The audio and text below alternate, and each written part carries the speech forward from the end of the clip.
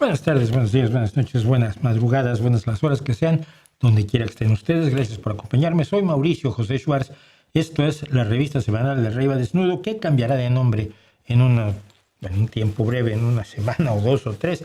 Depende, estamos buscando nombre e imagen para darle una pequeña renovada al podcast, a ver si podemos así conseguir que ustedes nos recomienden, por lo menos con su familia, que lo necesitamos muchísimo. Muchas gracias por acompañarme a esta reunión semanal donde lo que hacemos es invitar a la gente a pensar y luego pues, algunos se molestan muchísimo. Por eso lo siento de verdad, pero pues, así estamos, así es como hacemos esto. Hay que pensar las cosas y no simplemente reaccionar visceralmente, que es lo que mucha gente hace de manera prácticamente especializada, ¿no? Y a mí constantemente me salen con eso, ¿no? Cuando la gente encuentra una idea que no les gusta, reacciona visceralmente. Entonces, estás criticando a Claudia Sheinbaum, tú quieres al PRI y al PAN. No. Por cierto, que hoy voy a comentar algo para todas esas personas que me dicen este tipo de cuestiones. Pero en fin, y hay muchísimo que contar hoy. Problema. Hay cosas como la historia de los payasos que no pude acabar de preparar porque he tenido una vida complicadísima, que ustedes saben, no me da la vida. Lo tenemos así, también lo tenemos ya no lo tengo. No, sí, lo tengo. No me da la vida para todo lo que tengo que hacer y quiero hacer. Lo bueno es que estamos bien para seguir adelante y voy a comentar algo al respecto porque lo hablo luego.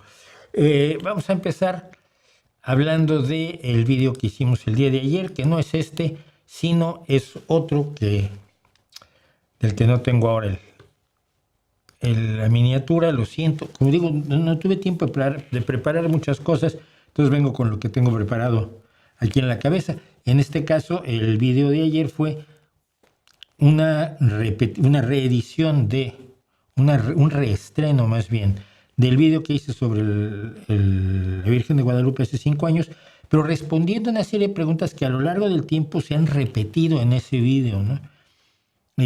No son preguntas tanto como estas afirmaciones que, no, pero ¿cómo dices eso si la NASA vino y trajo un cohete para estudiar la tilma de Juan Diego? No, la NASA nunca vino, es un mito. Bueno, pero un premio Nobel tampoco hay premio Nobel.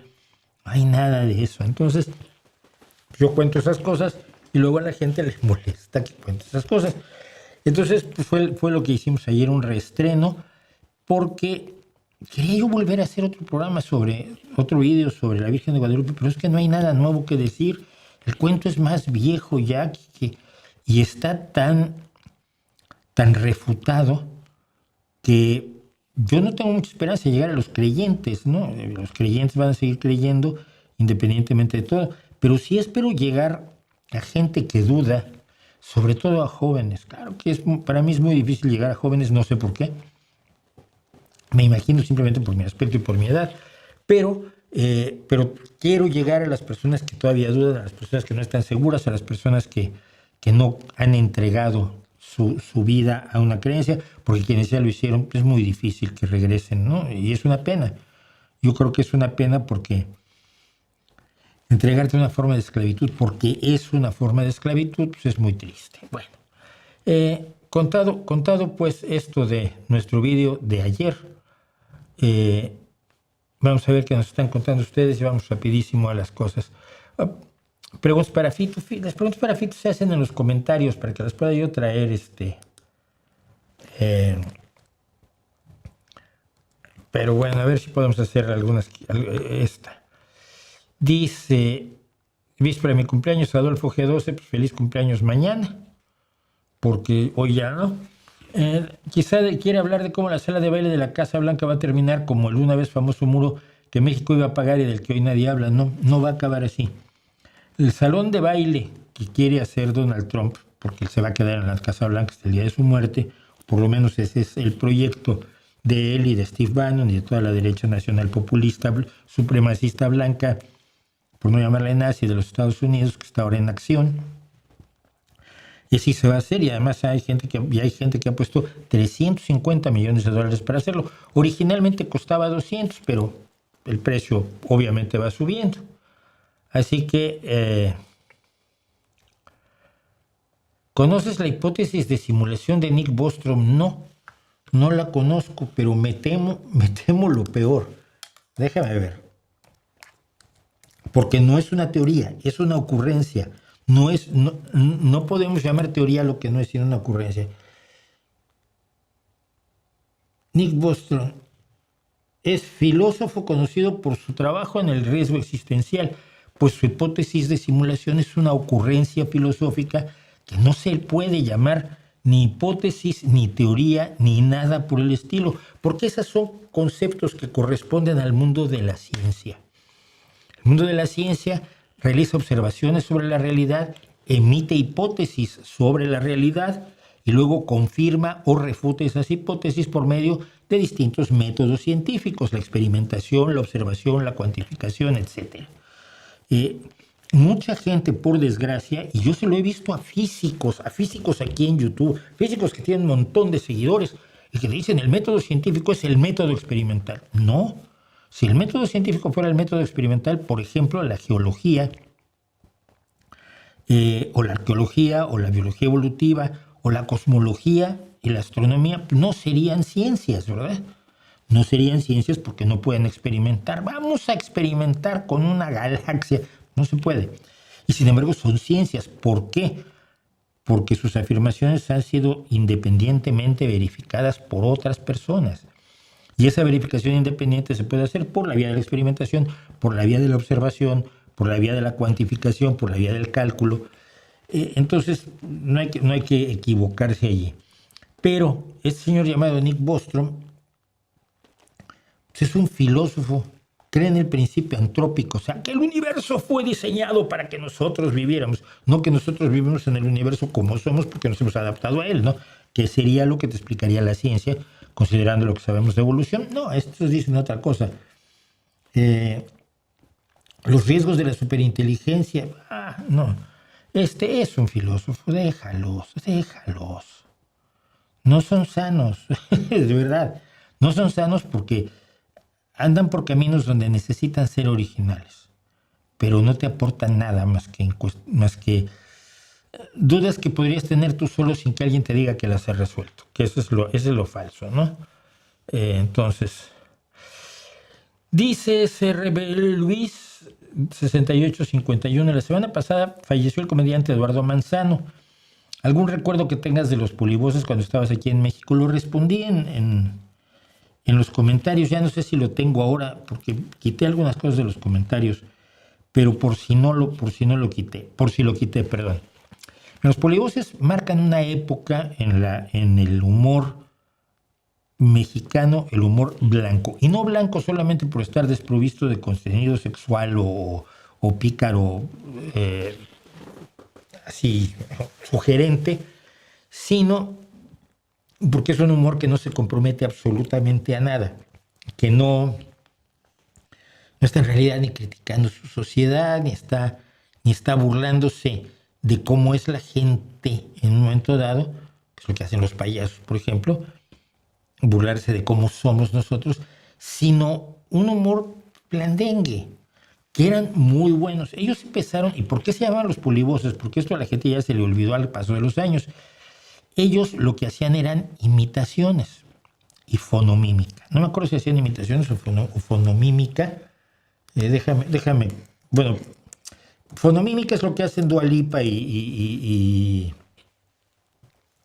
Justin Bieber y toda esta gente, que ponen una grabación ante el público.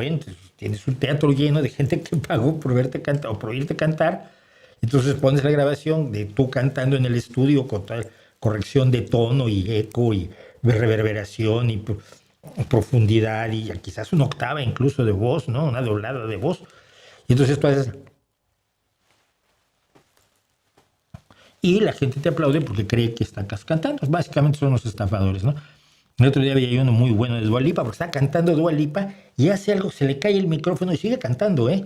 Entonces ella, y no puede recuperar el micrófono, y incluso el público trata, porque está cerca del público, de recuperar el micrófono, y ella, y su voz sigue sonando. Dices, oye, qué vergüenza, ¿no? O los que quitan el micrófono antes de... Y la canción seguía y se les olvidó hasta la letra que estaban cantando. Bueno, los polivoces, si mal no recuerdo, eran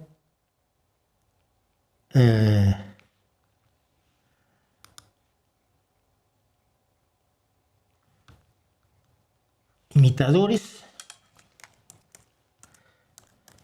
Creo que eran imitadores, porque el tema de la voz son maestros de la imitación. Ellos imitaban a cantantes. Entonces imitaban a Marco Antonio. Sí, yo me acuerdo de una imitación de Marco Antonio Muñiz muy buena que sacaba Eduardo Manzano precisamente. El otro era Enrique Cuenca. Fue un dueto cómico que llamó la atención de la televisión mexicana y fueron llevados a hacer comedia, como digo, muy blandengue, pero buena, en la televisión mexicana. Entonces, durante muchísimos años estuvieron trabajando en varios espectáculos hasta que se separaron. Como todos estos duetos o grupos cómicos, a la larga o se separan o se meten a hacer terapia psicológica todos, como hicieron Lelutier para poder seguir adelante.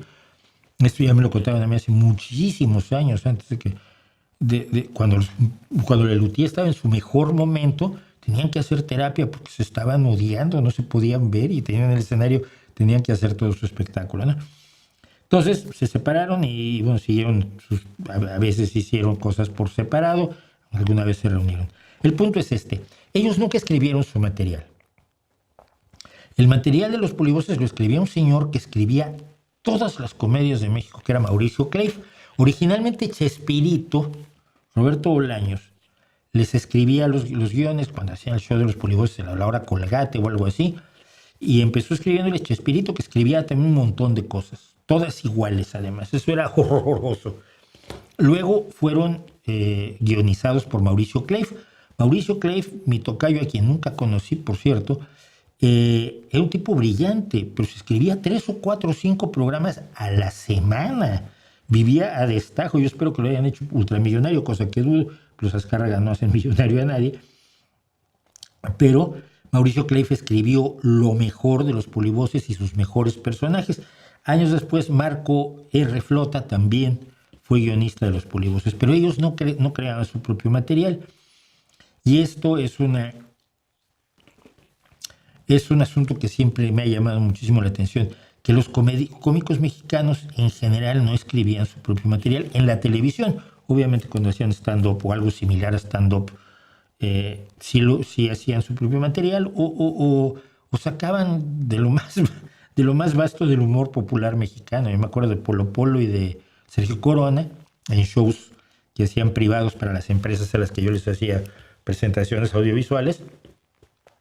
Y muchas veces era material que no escribían ellos, sino que se fusilaban de la cantina directamente, ¿no? Del humor popular, muy poco elegante, y generalmente los chistes hipersexuales y los chistes de homosexuales, eso es un éxito enorme entre la gente y ellos lo hacían.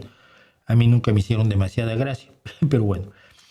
Entonces en ese sentido los polivoces marcan una época, pero es una época de una comedia muy blandengue. Al mismo tiempo estaban en los domingos tratando de hacer algo más serio Salinas y Lechuga.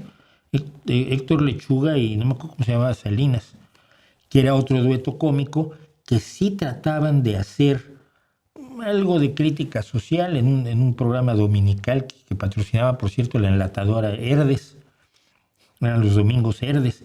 Yo me acuerdo que los veías y decías, uy, qué atrevidos son, porque Salinas salía con traje de charro y era Juan Derecho y atacaba a los políticos corruptos y tú decías, uy, esto es súper rebelde, decías, más blande que otra cosa, pero en aquel momento en el México de los años 60 era atrevidísimo, ¿no? Nunca lo tuvieron los polivoces, pero bueno, ya me parecieron siempre un buen dueto muy cómico, que hacía lo que les escribían Y si les escribía Chespirito, ya saben ustedes, el chiste repetido. Chespirito era mucho de gag repetido, de lo que se llama el gag recurrente, donde el mismo chiste se cuenta 5 veces cada vez en cada programa, ¿no? Ay, dígame, licenciado, ay, gracias. Este tipo de licenciado, ay, gracias. Y eso era el estilo, pues, del humor de Chespirito. Entonces, pues, buenos recuerdos también tengo, pero fueron parte de mi infancia, pero no me parecía una comedia demasiado importante. Ronnie Batista, que nunca me dicen en qué es mi país. En mi país, sí, tú sabes cuál es tu país. Yo no. En mi país se destapó caso de corrupción de grandes proporciones en el sector salud. ¿Qué opinión tienes sobre los empresarios en la política designados a manejar fondos públicos? Que es un error. A ver,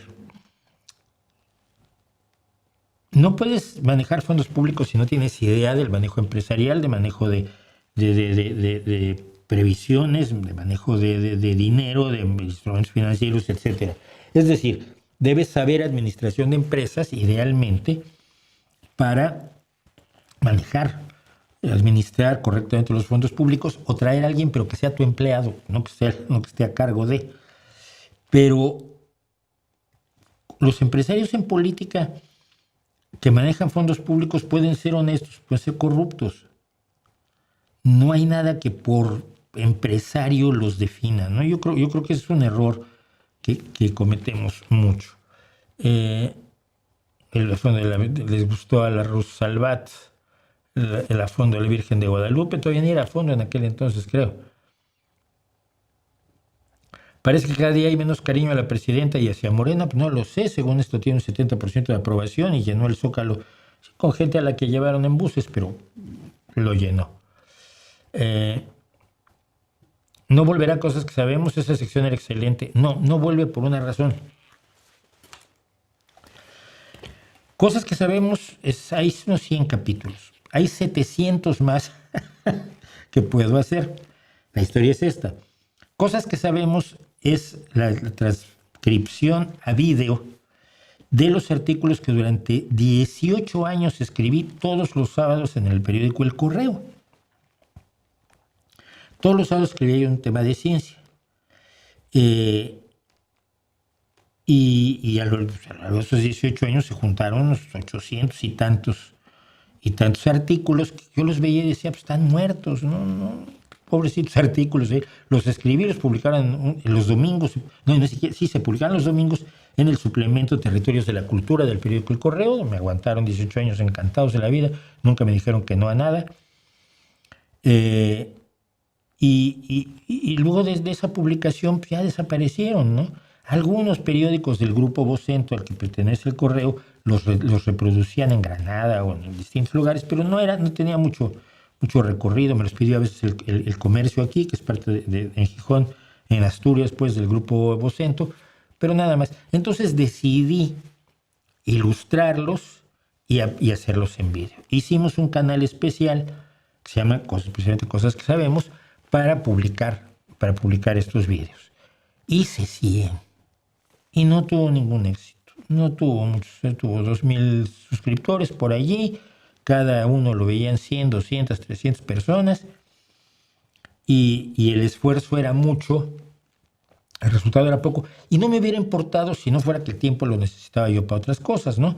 Es uno de los varios proyectos de este canal que se han ido a la basura. Ahora Música es otro, que fue Eso es otro, que tratábamos de hacer un resumen noticioso semanal los viernes.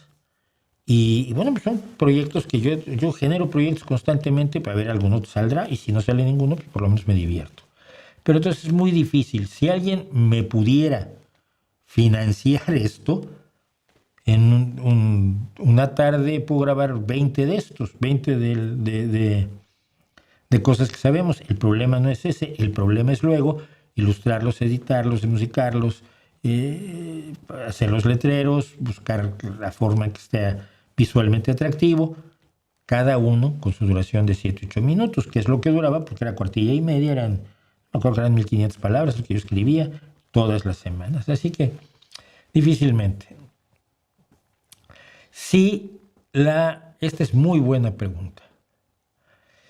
Timbero E3JL. Si la herbolaria no funciona, entonces ¿con qué se curaba el humano durante 50.000 años? No se curaba. O sea, a ver, no se curaba con algo externo. La gran mayoría de las enfermedades, de las afecciones, de los alifafes y incomodidades que tenemos, se curan solos. Te duele el estómago y al rato se quita. No todo dolor de estómago avanza hasta matarte. Las patas rotas, los huesos rotos pues, sueldan, y si te los acomodas, pues, sueldan bien y ya, ¿no? Los inmovilizas. Y las hemorragias se paran solas. Las infecciones, pues, si tu cuerpo no puede soportar las infecciones, no, pues te mueres. Pero si tu sistema inmune permite atacar a las infecciones, entonces no te mueres, superas la infección. Si tienes parásitos, no puedes hacer nada. Entonces el hombre fue piojoso, el ser humano fue piojoso durante todos esos años, como todos los animales. Piojoso y pulgoso. Bueno, si tu cuerpo no respondía, te morías. Punto. Por eso, la media de vida era la esperanza media de vida era de 24 años. ¿Por qué? Pues los niños morían, muchísimos niños antes de los 5 años. Se calcula que la mitad de los niños morían antes de los 5 años durante la mayor parte de la historia humana. Y luego la gente se moría muy joven, ¿no? Cuando llegaba alguien de 90 años que hubiera superado todas las enfermedades, pues era excepcional. Ay, hay que respetar y es muy sabio porque estaba aquí hace 90 años y nosotros ya tenemos 24 y nos estamos muriendo. Esa es la triste realidad. Estas enfermedades no se curaban o se curaban solas, que es el truco de muchos de los charlatanes en la actualidad. Tú sabes, la gripe, por ejemplo, con atención médica cuidadosa se quita en 7 días. Sin atención médica alguna se quita en 7 días. Es el curso normal de una infección gripal. Entonces, esa es la triste realidad. La gente cree que necesita al médico cada vez que le duele algo. No es cierto.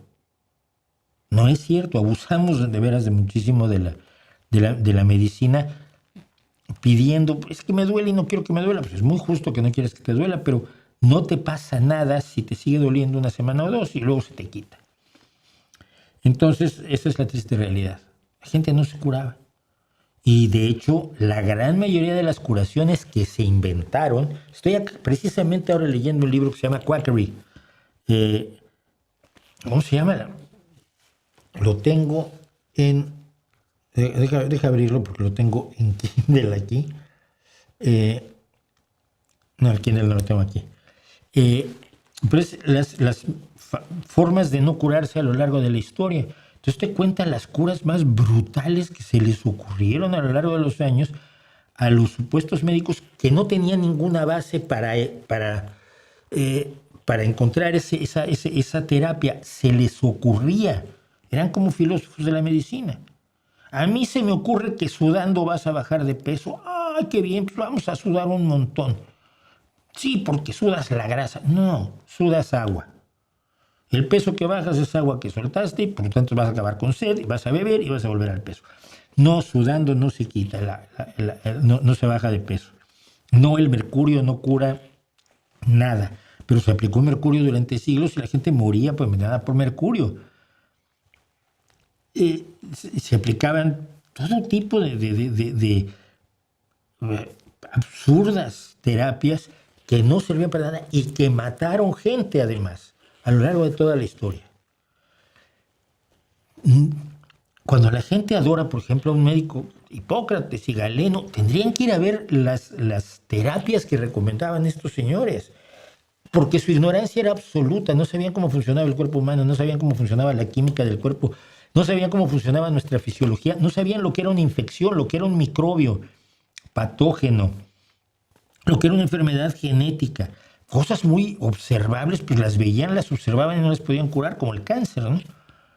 Sí, observabas que crecía un tumor y que ese tumor tenía pues, una venosidad, un riego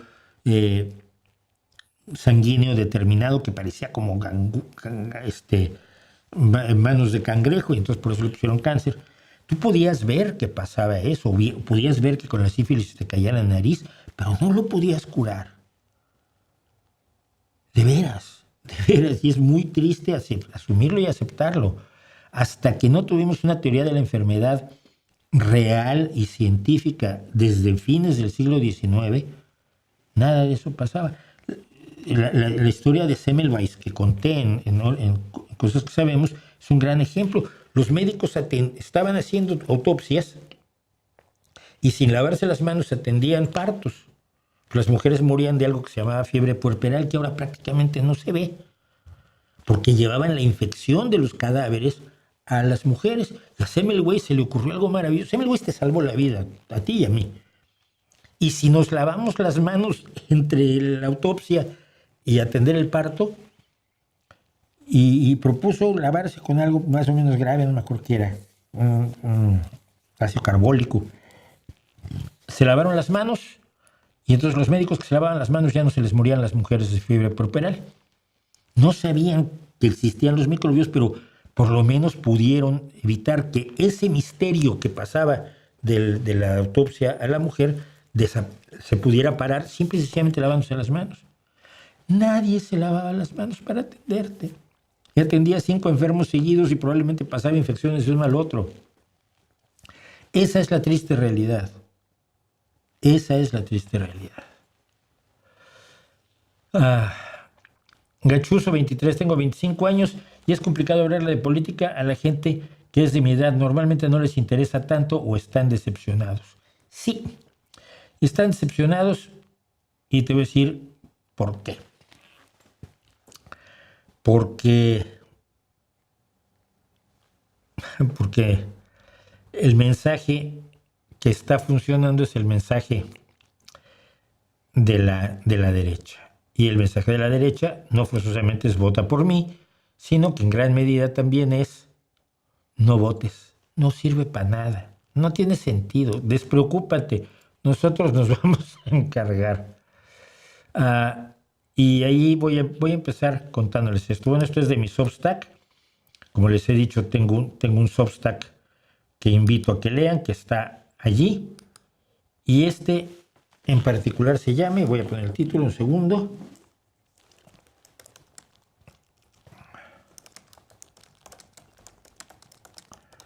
Porque esto lo escribí hoy y me lo comentó además un amigo. ¿Por qué el voto a la derecha? Mira, te voy a contar. Esta pregunta ronda las redacciones de los diarios, se presenta en todo tipo de reuniones, en reuniones familiares, políticas, sociales, en el bar, en el trabajo, etc. ¿Por qué hay un voto creciente a la derecha, especialmente por parte de sectores, colectivos o grupos cuyos intereses se verán afectados directamente si esa derecha triunfa? Esa derecha vamos a llamarla nacional populista, pero es un nombre, no quiere decir que sea nacionalista ni mucho menos, y además es racista y supremacista blanca y tiene un montón de efectos más. Vamos a llamarle nacional populista. El trabajador que vota por la derecha, por Vox, va a perder derechos. La mujer que vota por Vox va a perder derechos. El joven que vota por Vox, si siente que su situación ahora es pésima, va a ser peor su situación porque nadie va a hacer nada por él, pero no se lo cuentan. Las narrativas más convenientes, las explicaciones más convenientes de por qué la gente vota a la derecha o está creciendo la intención de voto a la derecha o el voto cuando hay elecciones a la derecha, suelen señalar defectos y errores de las izquierdas y del centro. Las izquierdas han abandonado a sectores que eran sus votantes, trabajadores, agricultores, etc. No han dado respuesta a los problemas de la inmigración, tienen las fronteras abiertas. Aquí se asume además que la inmigración es un problema, que es un cuento de la derecha. La inmigración no es un problema.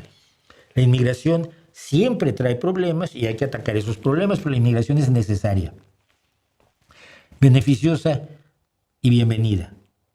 Y de todos los musulmanes que entran, los integristas son una fracción minúscula. Bueno, de eso lo podemos ir después. Por otro lado, se acusa a la izquierda y al centro de haberse escorado demasiado hacia posiciones poco populares en lo que llaman la guerra cultural, que si está toda la izquierda a favor de la teoría queer y del transgenerismo, del feminismo extremo, de la multiculturalidad sin fronteras, de la cultura de la cancelación, el marxismo cultural y otras ideas que que no son de la izquierda, por lo menos de las izquierdas que generalmente gobiernan, y son acusadas así de diversos pecados. Bueno, cada uno de estos puntos se puede refutar muy fácilmente. No puedes decir que se ha abandonado a los trabajadores, por ejemplo, en España, cuando tienes más empleo que nunca y los salarios más altos de la historia de este país en cuanto a su capacidad no solo en números, sino en cuanto a su capacidad adquisitiva. Ha mejorado la capacidad adquisitiva del que gana el salario mínimo.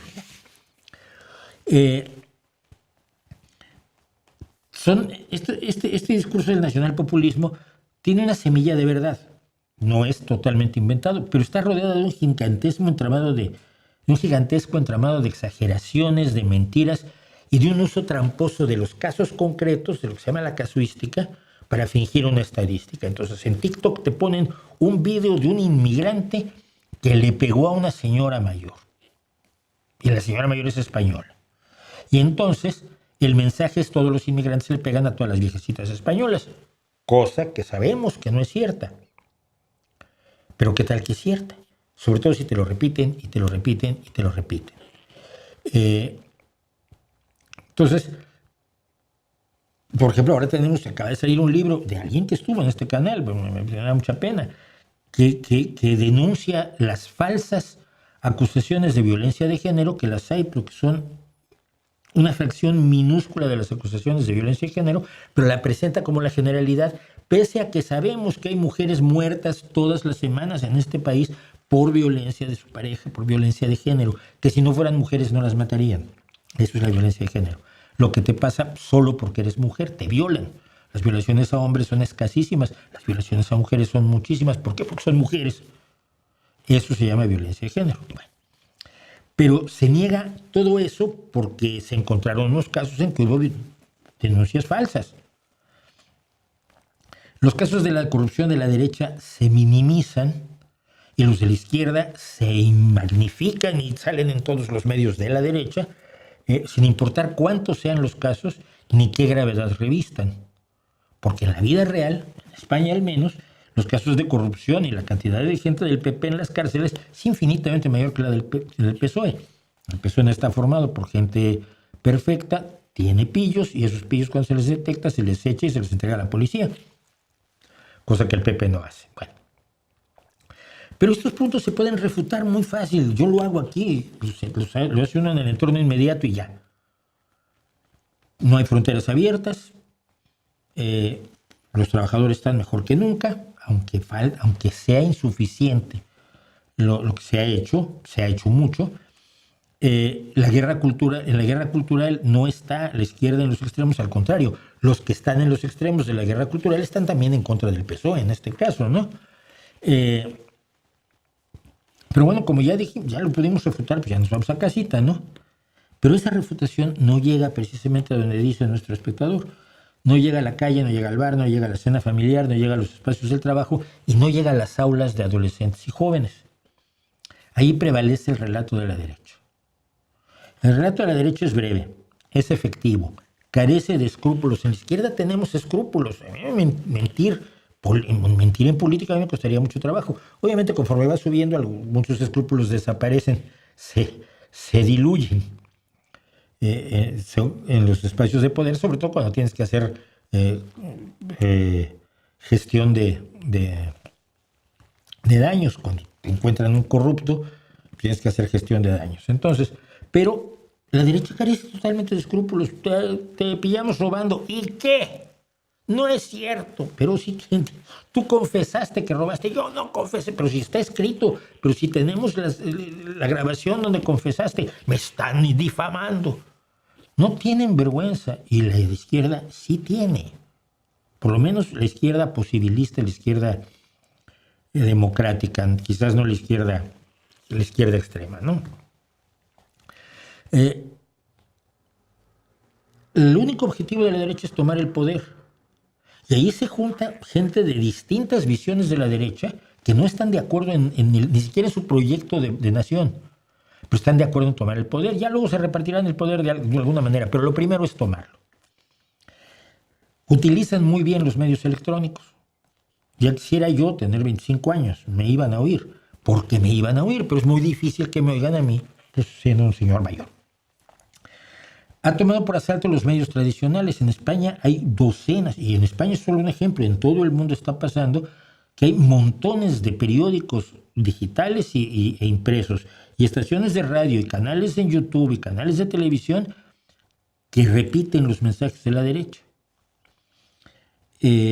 Su mensaje es uniforme, claro y dirigido al votante que les interesa. Es el votante que no ha tomado posición, el votante que no ha decidido por quién votar, y le dicen vota por nosotros o no votes, que no importa, no sirve para nada.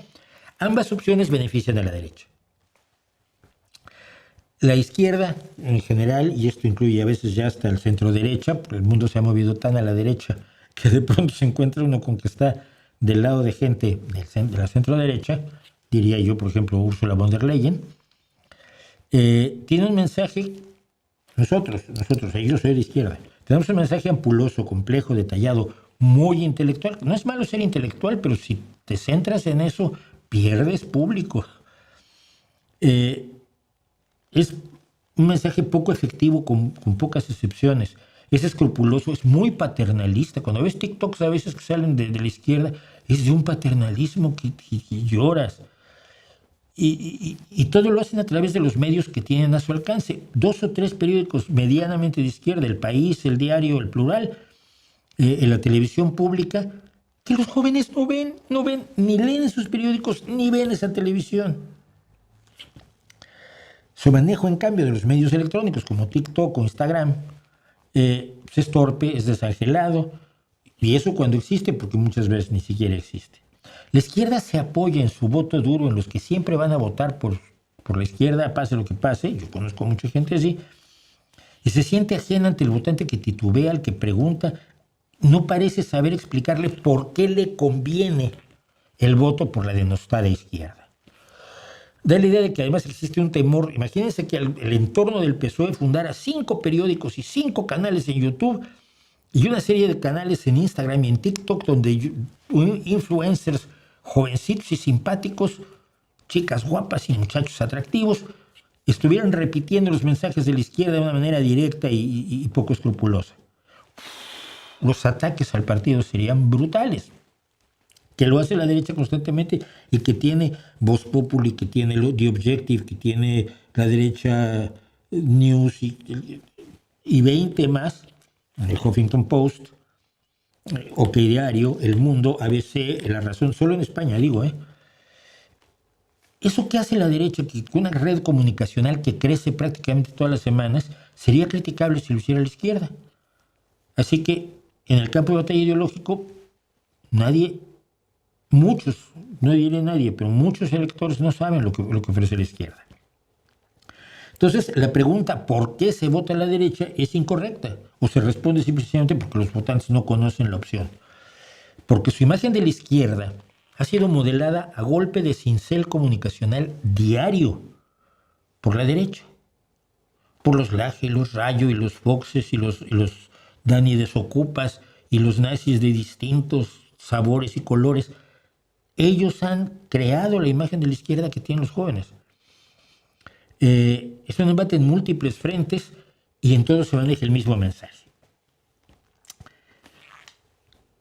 Así que, si la izquierda ha olvidado cómo comunicarse con una ciudadanía que se va haciendo distinta a la que la llevó al poder en el pasado, con mayor tranquilidad, el problema no es el mensaje que podemos dar a la izquierda, es el medio por el que lo mandamos, la forma, el tono en que lo mandamos y la decisión de combatir en unas condiciones de una realidad que es muy distinta a la de hace 50 años en España y en todo el mundo.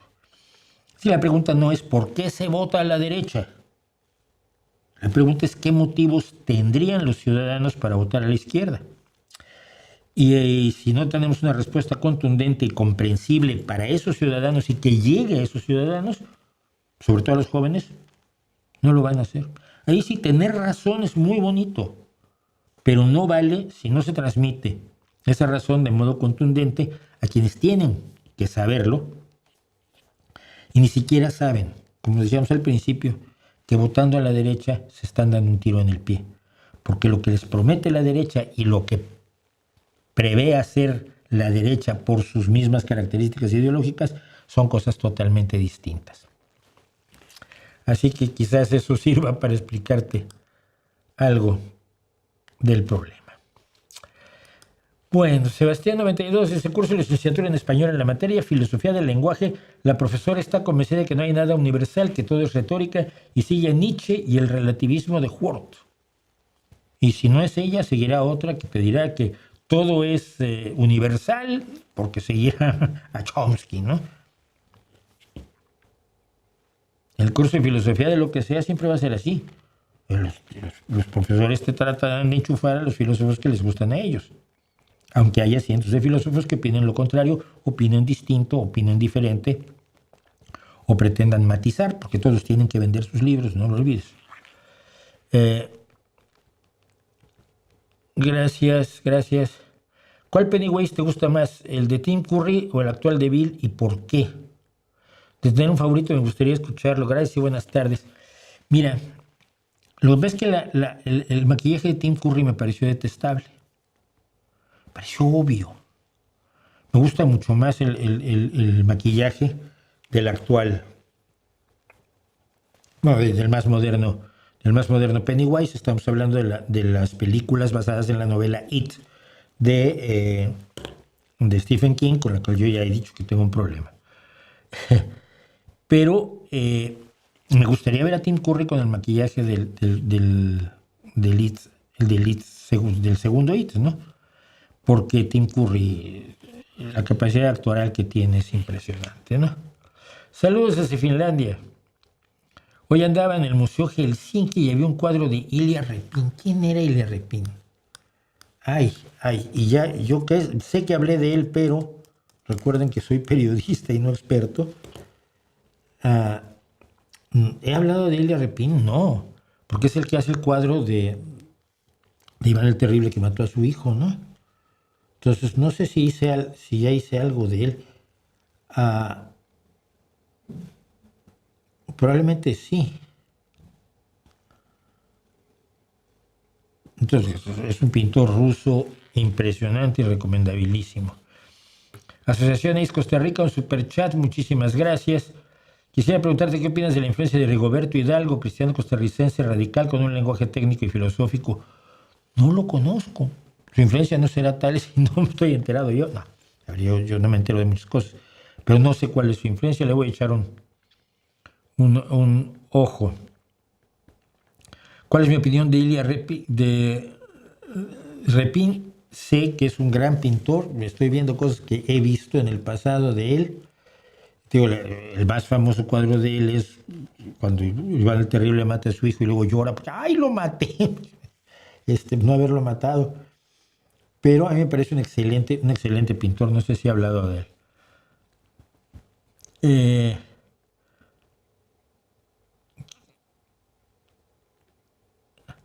¿Conoce a Carlos Alarraqui? Sé que existe, pero nada más, no. Y de Jalife no hablo. Yo ya te digo, de racistas así no hablo. Dice Carolina Infante que probablemente quien me preguntó de su país está la República Dominicana, que es donde está yo. Es un caso de estos. Podrías probar a usar los artículos de cosas que sabemos como prompt en un generador de vídeos y que genere los vídeos solos. No. A mí me gusta tener el control sobre lo que hago.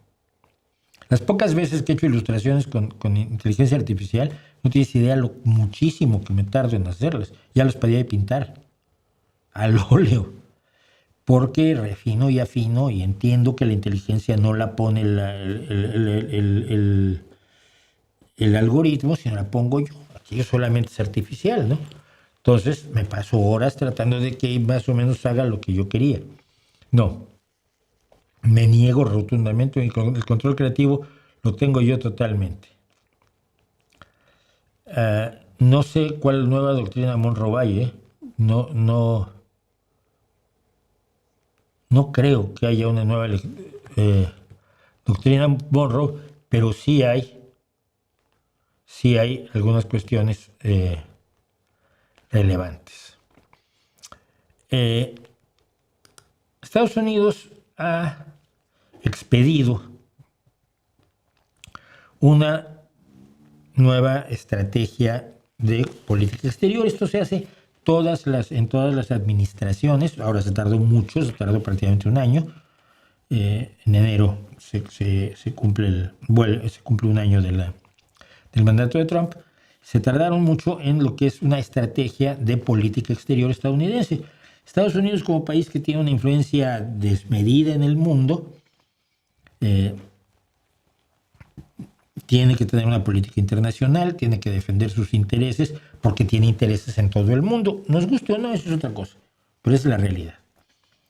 Entonces, lo que ha decidido la gente de Donald Trump, yo no creo que esto sea ni siquiera, cuando mucho tomarán un par de ideas de Donald Trump, pero fundamentalmente está hecho esto por los operativos que tiene, que son todos de una derecha extrema muy peligrosa. Ha dicho que esta estrategia de política exterior establece que Europa se enfrenta al borrado civilizacional. Y dice que se enfrenta al borrado civilizacional o civilizatorio porque tiene inmigrantes de países donde la gente no es blanca, es gente con tonos de piel oscura, ¿no? Y eso significa que tu civilización, que es de gente blanca, eso creen, está en peligro. Esto a mí me llamó muchísimo la atención esta aproximación de Estados Unidos. Pero miren, en Estados Unidos aproximadamente el 10% de la población que hay hoy en Estados Unidos, el 10% de la población nacieron fuera de los Estados Unidos. ¿Sabes cuántos inmigrantes en Europa, cuántas personas que viven en Europa nacieron fuera de Europa? 5%. Es decir, la mitad de los inmigrantes que ha absorbido Estados Unidos. Aquí ni nos vamos a meter en que esos inmigrantes, muchos de esos inmigrantes y refugiados, están provocados por las guerras que armó Estados Unidos, Irak, las guerras que armó Rusia también, Siria, por ejemplo. Pero estos refugiados son producto del accionar de países extranjeros, países extraños a los países que han expulsado a tantos inmigrantes, ¿no? Pero en Europa, con 5% de inmigrantes, tu peligro de borrado civilizacional es inexistente. Y en Estados Unidos con 10% también es inexistente. Pero la visión es tan cerrada, tan absurda, tan miope, que me preocupa. Como me preocupa Elon Musk cuando dice que es que la humanidad está por extinguirse porque no hay suficiente natalidad. Tú ves los análisis, la población sigue creciendo y por lo menos hasta el 2050, 2100 va a seguir creciendo hasta alcanzar unos 11, 12 mil millones de habitantes, según todos los expertos. La tasa de crecimiento ha disminuido, pero el crecimiento sigue. Cada día somos más seres humanos. Pero Elon Musk dice que cada día somos menos y pues por eso tiene muchos hijos él. Creo que así lo va a resolver. Y está diciendo que hay que ponerse a tener hijos. Sí, es una visión extremadamente miope. Lo que dice en realidad la estrategia, o lo que realmente preocupa la estrategia de Relaciones Exteriores de Estados Unidos, la estrategia internacional, es que busca la restauración de la identidad occidental. Pero en principio la identidad occidental está formada, entre otras muchas cosas, por toda el salvamento de la filosofía griega y el desarrollo de las matemáticas de la Edad de Oro del Islam hasta el siglo XII. Sin lo que hizo el Islam, sin los sabios del Islam, no existiría esa identidad occidental de la que hablan. Pero esa identidad occidental también está alimentada por las invasiones de Asia y también está delimitada por los indígenas americanos que se vuelven parte de Occidente a partir de 1492. Entonces es una visión de nazi de cuarta categoría, de bar muy malo, pensar que se ha perdido la identidad occidental o que la identidad occidental tiene algo que ver con la raza o con cierta exclusividad europea que no existe, ¿no? Lo que nos piden es que Europa debe combatir la influencia extranjera. No vivimos de la influencia extranjera. Gracias a las influencias extranjeras somos quienes somos. combatir, terminar con la inmigración masiva. Sí, pero no hay inmigración masiva. En este momento hay menos inmigración que hace 5 años. Hoy entran a Europa cada año menos personas que hace 5 años. Y concentrarse en las prioridades estadounidenses como detener a los cárteles de la droga. Dice que si las tendencias actuales siguen, y no sé de dónde sacan este dato, el continente será irreconocible en 20 años o menos. Y no es por nada, pero esto yo lo oí cuando me vine a España, a principios de los 2000, 2001, 2002, había gente que decía que en 20 años Europa sería irreconocible, pues andaríamos de burka hasta los hombres. Y pues ya pasaron 20 años y no pasó. Y dice, no es evidente que ciertos países europeos tengan economías y ejércitos lo suficientemente fuertes para mantenerse como aliados confiables, dice el documento, cuando el aliado menos confiable ha sido Estados Unidos últimamente. También acusa a la Unión Europea y otros cuerpos transnacionales de llevar a cabo actividades que minan la libertad de soberanía políticas de las naciones. Sí, las naciones al integrarse a una organización supranacional entregan parte de su soberanía porque les conviene. Dice que las políticas migratorias son terribles y que se está censurando la libre expresión, se suprime a la oposición política. Fíjense, todo esto acusa a Estados Unidos de que lo está haciendo Europa. Y se pierden identidades nacionales y autoconfianza. Y por lo tanto, la estrategia incluye el apoyo a lo que llama los partidos patrióticos europeos, que es la ultraderecha. Vox y Le Pen y Alternativa por Alemania, con la que ha establecido relaciones además muy estrechas la administración Trump y su querido aliado Elon Musk, que en un momento dado en las últimas elecciones dijo que si no ganaba Alternativa por Alemania, Alemania se iba a ir por un agujero negro, ¿no? Cosa que tampoco pasó. Así que Estados Unidos finalmente anima a sus aliados políticos en Europa a que promuevan este renacimiento del espíritu occidental, blanco, supremacista. Europa es lo que es gracias a la inmigración, fíjate. A la inmigración interna y a la inmigración externa. Europa nunca fue un contenedor hermético. Por aquí pasó todo Dios. Por España pasó más que por otros lados.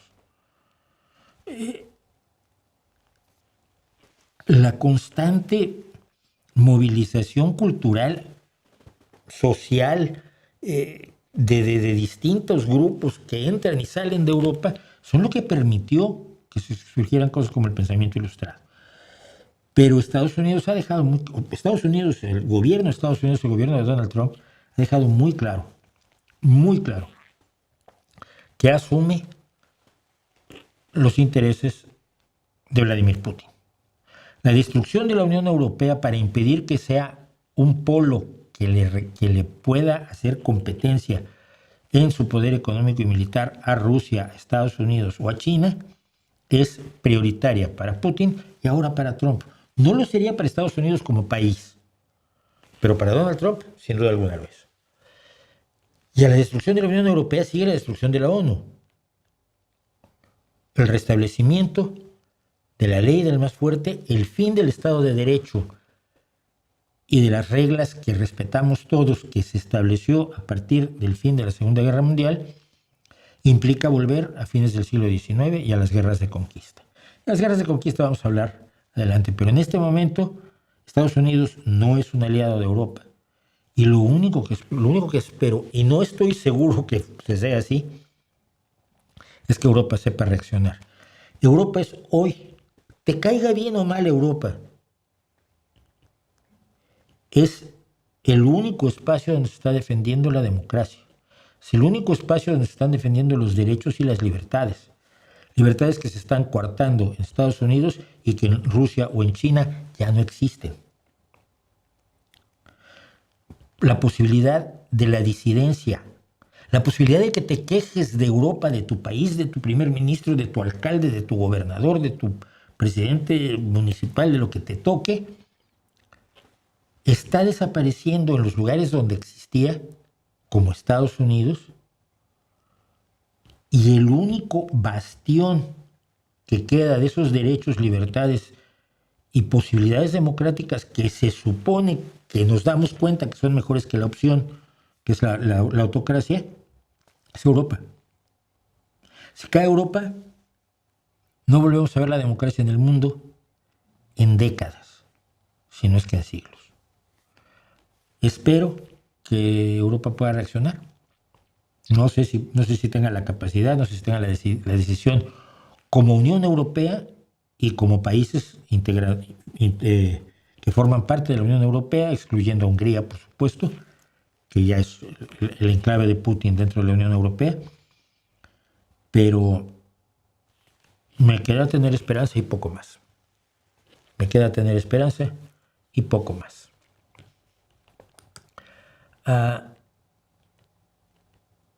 ¿Cuál es tu opinión de la música que produjeron The Alan Parsons Project? ¿Algunos álbumes es favorito? iRobot me pareció un excelente. Tengo entendido que Alan Parsons fue el ingeniero de sonido en el Abbey Road de los Beatles. No lo sé, pero históricamente fue Jeff Emerick, el ingeniero de sonido. Creo que todavía vive Jeff. Pero probablemente Alan Parsons entró en Abbey Road, que es el último disco, ¿no? Debería ser un top de sus canciones de Navidad de rock favoritas. Es que no me gustan las canciones de Navidad de rock. Prefiero los villancicos tradicionales, las campanas de las que hablábamos la semana pasada. Es uno de los que más me gusta, pero no, canciones de rock. ¿Saben quién? Sí, pero ya que lo dices, ya saben que soy fan de Broken Peach. Bueno, Broken Peach hace su especial de Halloween hace como 10 años, le sale muy bien y tiene un montón de visualizaciones. Y hacen su especial de Navidad, donde hacen un cover de un villancico tradicional. Y yo cuando poco que me he comunicado con ellos, y el día que los vi aquí en Gijón, que estuvieron ahora en verano y que finalmente pude conocerlos, les he dicho 1000 veces, yo prefiero que hagan sus propias canciones. Chicos, que los covers les salen muy bonitos y los tienen controladísimos, pero a mí me gusta la música original. Y entonces, esta Navidad, Broken Peach anunció que no iba a ser un cover de un villancico, sino anunció su propia canción. La oí. Está muy bien. Para ser una canción de Navidad actual, está muy bien. Muy bien. Por supuesto, bastante mejor que All I Want for Christmas Is You, que ya estoy de Mariah Carey hasta las narices. Me quedo más con el I'm Dreaming of a White Christmas, pero que también esa es un himno del Ku Klux Klan en algunos casos, la Blanca Navidad. Pero vayan al canal de los Broken Peach, de los Peaches, y escuchen su villancico navideño, le salió muy bien. Dice Daniel Núñez que era lavarse las manos con ácido fénico. Yo dije carbólico, me equivoqué, pero oye, para tirar de memoria no estoy tan mal, ¿eh? Efectivamente. Estados Unidos publicó una carta con su nueva política para América Latina. No la he visto ya, si entonces a eso se refería a lo de la doctrina Monroe. No la he visto todavía porque he estado metido en lo que está haciendo para Europa, porque vamos a acabar con eso. Bueno, vamos a volver a Estados Unidos, pero antes, Kila Plas me dice, ¿cuándo vuelve el canal de Oscura Crónica? En cuanto pueda escribir un guión. Tengo un guión buenísimo, pero no tengo tiempo.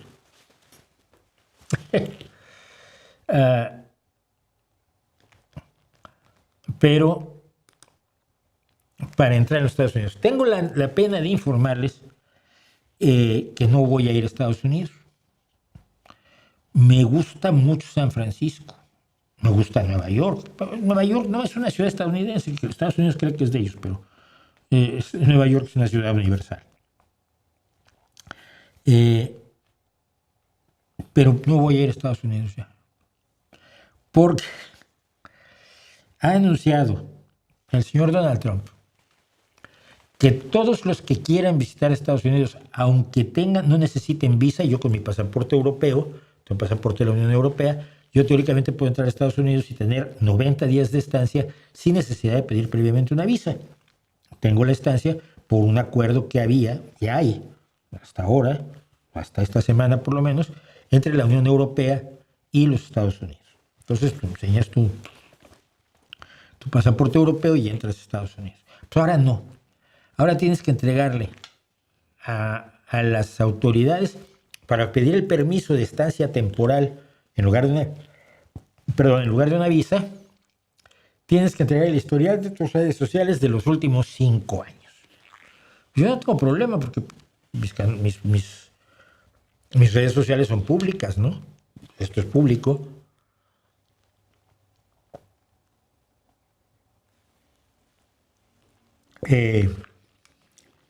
Mi Twitter es público, mi Facebook es público, mi Instagram casi no posteo, mi Substack, que ahora también estoy en Medium, por cierto, es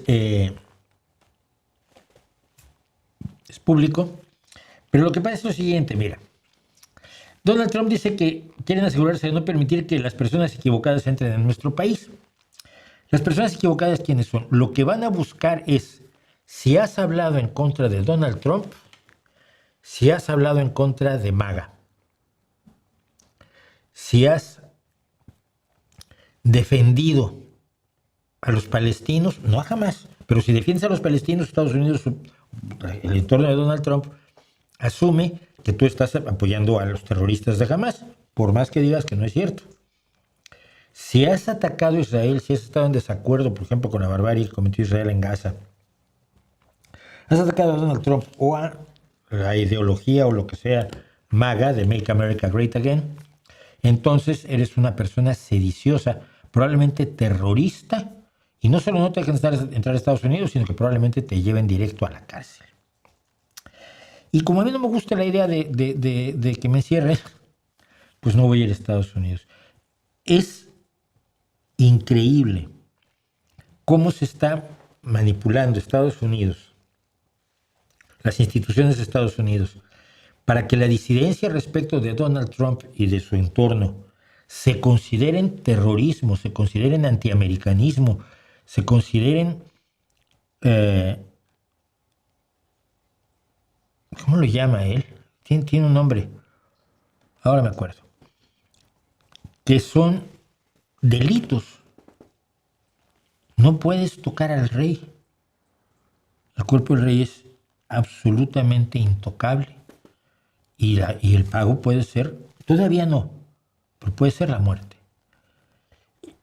Yo espero que no se llegue a tanto, pero no veo motivos para que no se llegue a esto que está ocurriendo. Se ha pedido en los ministerios, en las secretarías o ministerios de Estados Unidos, que se revisen las redes sociales de los estadounidenses, de los trabajadores, para ver si están o no a favor de Donald Trump. Porque si no, son delincuentes, son gente mala. Estados Unidos se va identificando solamente con la persona de Donald Trump y con sus ideas, si así se les puede llamar, y con sus delirios, ¿no?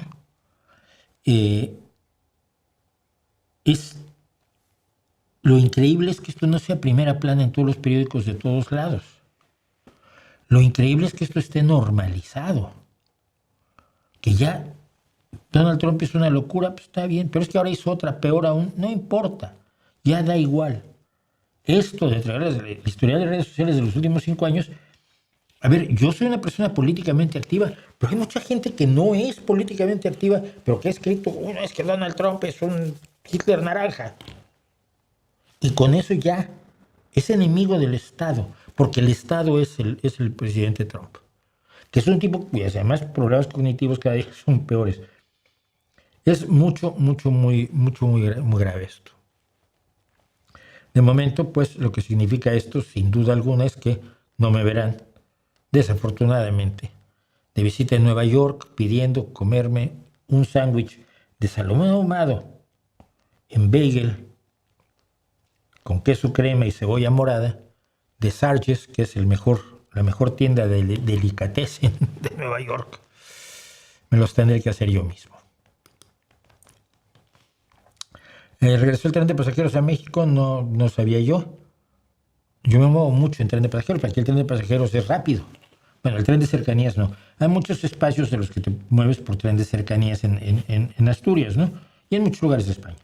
Entonces hay sitios a los que voy en tren, te tardas mucho, pues lento. Pero, por ejemplo, a Madrid ahora estás haciendo 3 horas.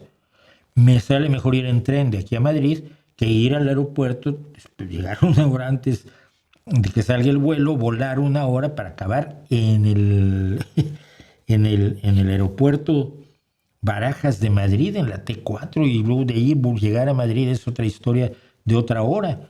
Total que me tardo 4 horas en avión y 3 horas en tren y me ponen en el centro de Madrid. Así que pues, yo uso el tren. Pues no sabía que en México. En Uruguay los jóvenes tienen a votar el Frente Amplio, según informe hecho por la derecha católica Partido Nacional. Sí, pero el Frente Amplio uruguayo ha tenido un espacio de comunicación muy amplio. Y lo ves en los uruguayos que hay por aquí, que además son tremendamente activos, ¿no? Entonces, es distinto. Creo que es un caso especial y creo que es un caso a entender. Yo no sé si sea por una cuestión más educativa que comunicacional, pero en España, por lo pronto, de veras, cuando abres TikTok, todos los mensajes son casi armados por la derecha, ¿no? Es una cosa increíble. Jesús Maestro. ¿Lo nombraste con algo de reconocimiento de su trabajo de crítico literario? No, solo dije que era crítico literario, pero me pedían que le pasara yo notas de historia que construyó su sistema a partir de la filosofía materialista de bueno. Es filósofo, entonces no me interesa. Sé que vive aquí, pero construyó una filosofía. ¿Cuántas filosofías quieres en la vida? Física, afortunadamente, solo tienes una. ¿Te gusta la música de Antonín Dvorak? Lo poco que conozco, sí, soy un gran fan de la Sinfonía del Nuevo Mundo, eso sí, de toda la vida. Y tiene algún otro par de cosas que solía oír con frecuencia. ¿Qué opinas de los cuentos escritos por ahí que no los he leído? ¿Qué opinas del acto de piratería de Estados Unidos al abordar un petrolero, reconociendo a Trump que se quedará en el petróleo y no dando el motivo del abordaje? Si no dio el motivo del abordaje es un error. Yo pensé que era un acto de piratería, pero en concreto, este petrolero que se llama, ¿cómo se llama? Striker. No sé, tiene un nombre. Está identificado desde 2021 como parte de lo que llaman la flota petrolera oscura. Y es una flota que funciona fuera de la ley.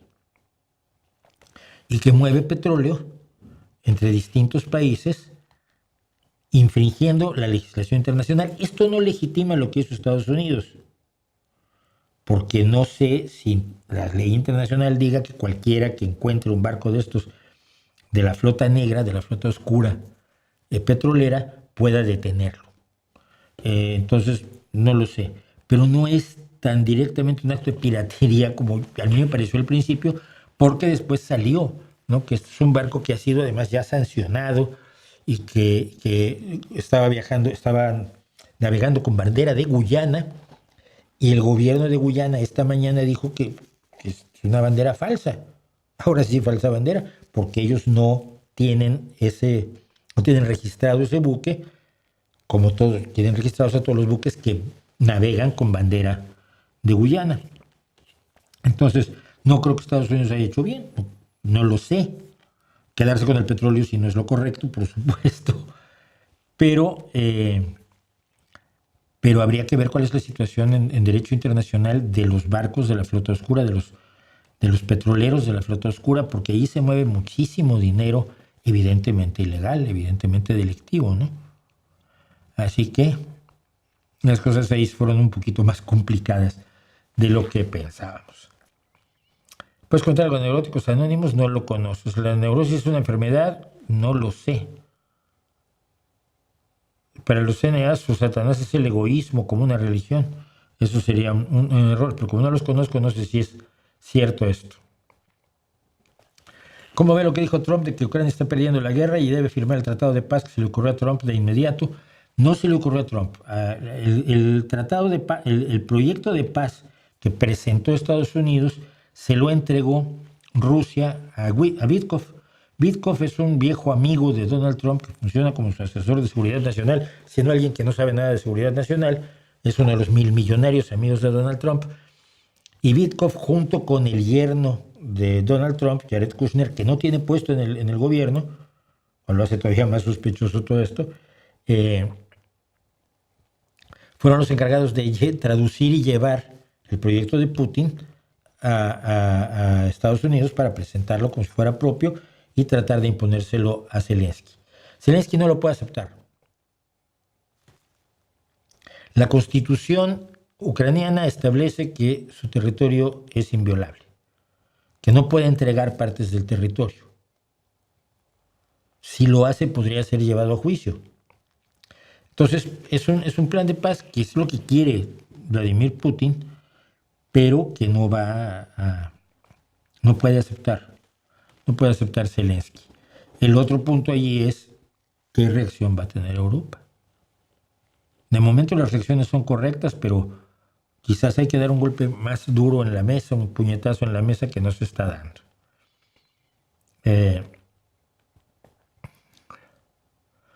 Vamos a dejar a Estados Unidos un poquito en Europa. Hay demasiados lamebotas de Trump. No creo. Creo que los partidos de ultraderecha son trumpistas, pero eso no quiere decir que la gente sea trumpista. De nuevo, la narrativa de la derecha y los proyectos de la derecha son cosas distintas. ¿Qué canciones conoce que usen dos acordes? No me acuerdo. Hay una de un solo acorde, pero que algunos usan dos, que es el Blues Spoonful, que escribió Willie Dixon y que cantó históricamente Howlin' Wolf. Y Spoonful así como cucharada llena, ¿no? Una cucharada. Y Spoonful yo lo tocaba con solo en mi menor, pero hay gente que usa otra. Lo enriquece la armonía, pero sigue siendo un mismo acorde, está sobre la misma línea.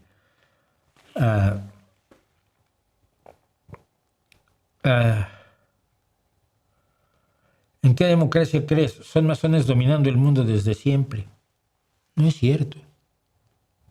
No es cierto. Y si crees eso, tu visión del mundo es muy estrecha. Los masones son irrelevantes en este momento. Fueron importantes en el siglo XIX y en el siglo XVIII porque eran en las logias masónicas donde se podía hablar de cosas que si hablabas fuera te cortaban la cabeza. Los reyes.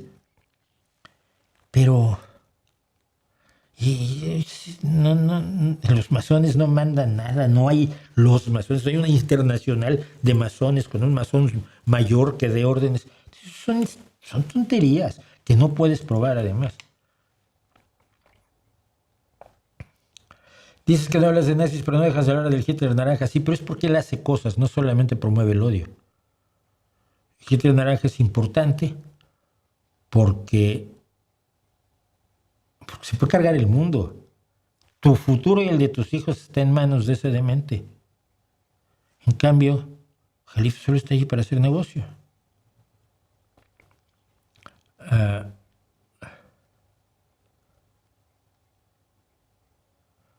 ¿Qué opina de que yo estudiaría licenciada en Filosofía e Historia? Por la carrera de Historia las metieron juntas. Pues ni modo, ¿no? Augusto Guzmán, vete a hacer filosofía a otro lado, en serio, por favor.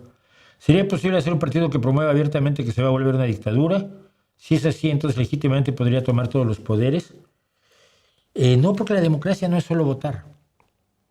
La democracia es el respeto al Estado de Derecho. Tengo un vídeo amplísimo sobre democracia, no te lo voy a contar todo aquí, pero no. Un partido que promete abiertamente que se va a volver una dictadura es un partido antidemocrático por esencia y por lo tanto no se le puede permitir participar en las elecciones. Porque la democracia, una de las bases de la democracia es la alternancia en el poder por la decisión del pueblo, por la decisión de los electores. Si los electores ya no pueden decidir, es la razón por la que la democracia en México es una democracia fallida desde siempre.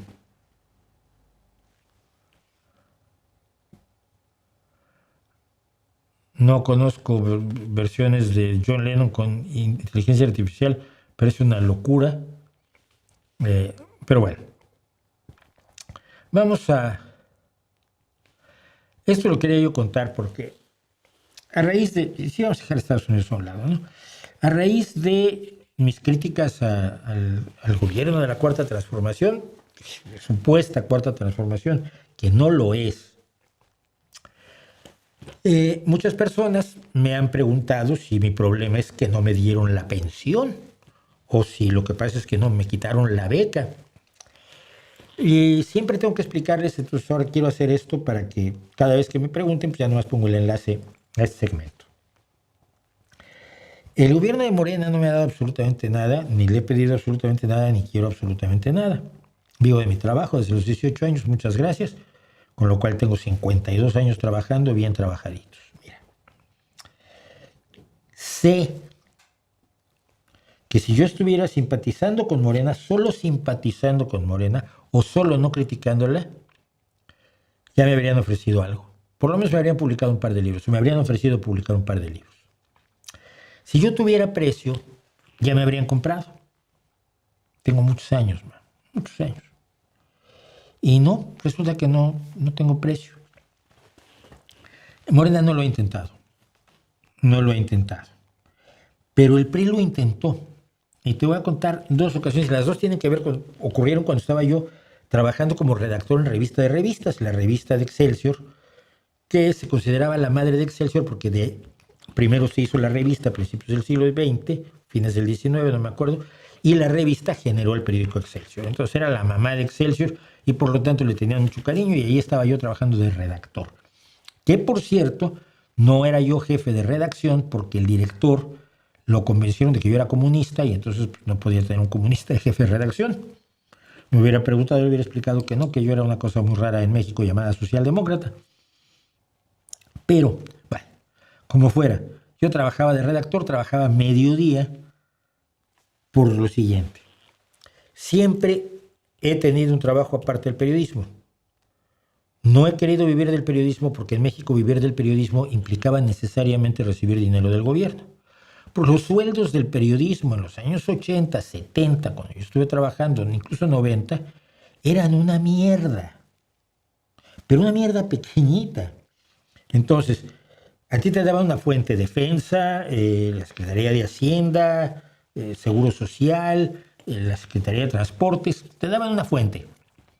Tú cubrías esa fuente, que fundamentalmente era tomar los boletines de prensa que emitía la fuente y llevarlos al periódico.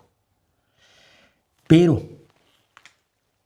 te daban la comisión de la publicidad de esa fuente. Si tú estabas cubriendo precio de la Secretaría de Comercio, cuando la Secretaría de Comercio sacaba un anuncio en el periódico, tú llevabas una comisión. Y tú llevabas el anuncio de la Secretaría de Comercio al periódico. En todos los periódicos esto, no era único, no era exclusivo de Excelsior. Y aparte tu fuente te asignaba un salario, muy superior al que te daba el periódico. El periodismo honesto en esas condiciones es absolutamente imposible por buena gente que seas. O sea, ¿por qué? Porque si haces crítica al secretario que te está dando dinero, primero que nada lo va a considerar una ofensa personal y segundo te lo va a dejar de dar y dejas de ponerle un plato de comida enfrente a tus hijos 3 veces al día, que es de lo que se trata.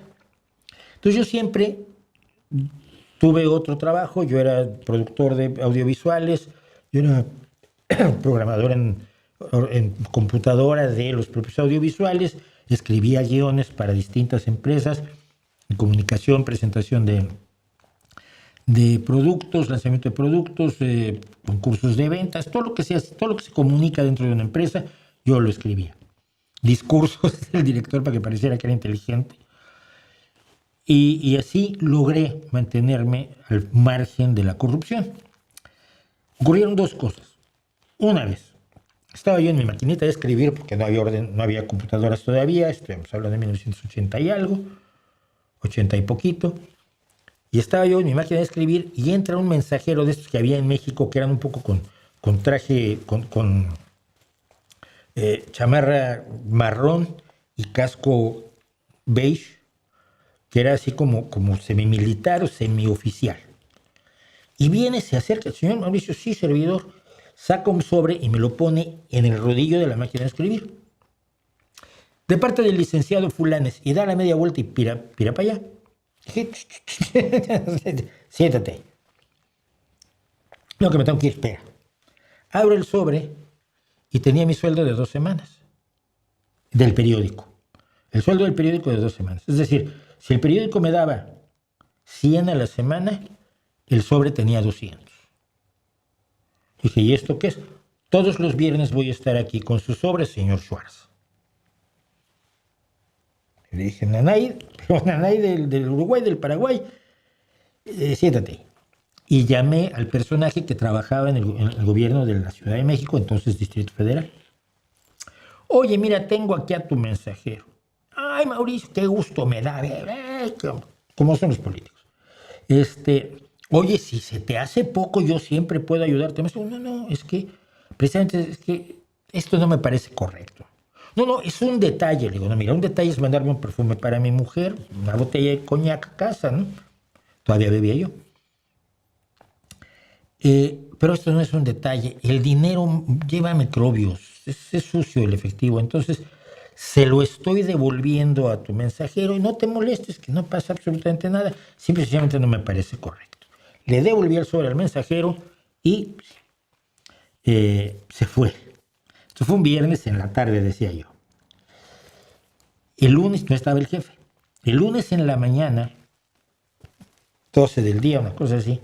No, fue el viernes a mediodía, pues no estaba el jefe. Pues yo solo trabajaba en las mañanas.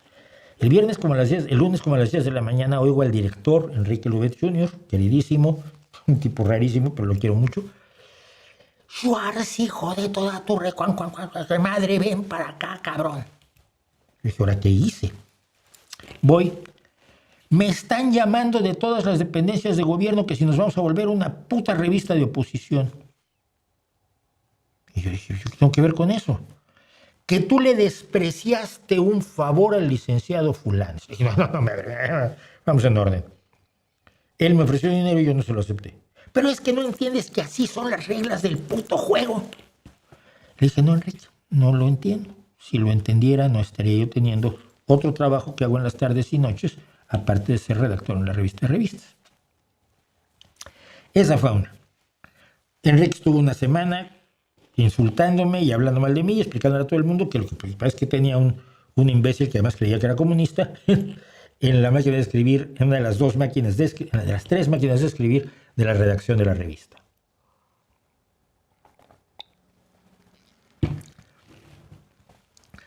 Abajo del Excelsior, del edificio viejo de Excelsior, había, no sé si exista todavía, un restaurante y bar de postín que se llamaba el Ambassadors, un lugar al que no podías entrar sin corbata.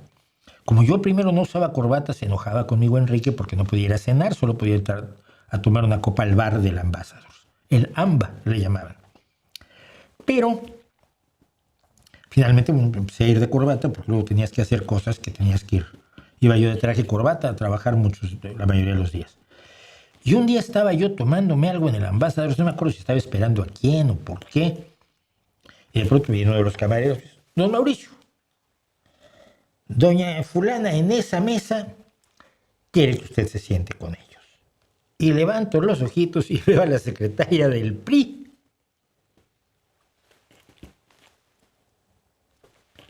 Mi madre, ¿qué quieren conmigo estos? Y sí, se movieron, pero traía la comitiva que traen los políticos, ¿no? Y el que estaba sentado junto a ella se quitó para que me sentara. Yo, ay, Mauricio, ¿cómo está? En aquella época, además, no estaba yo solo en revistas. Escribía en como 10 revistas. Yo escribía 8 o 10 artículos a la semana. Casi todos de política. Mauricio, ¿cómo está? Que, ay, lo leo mucho. Lo siento, doña Irma.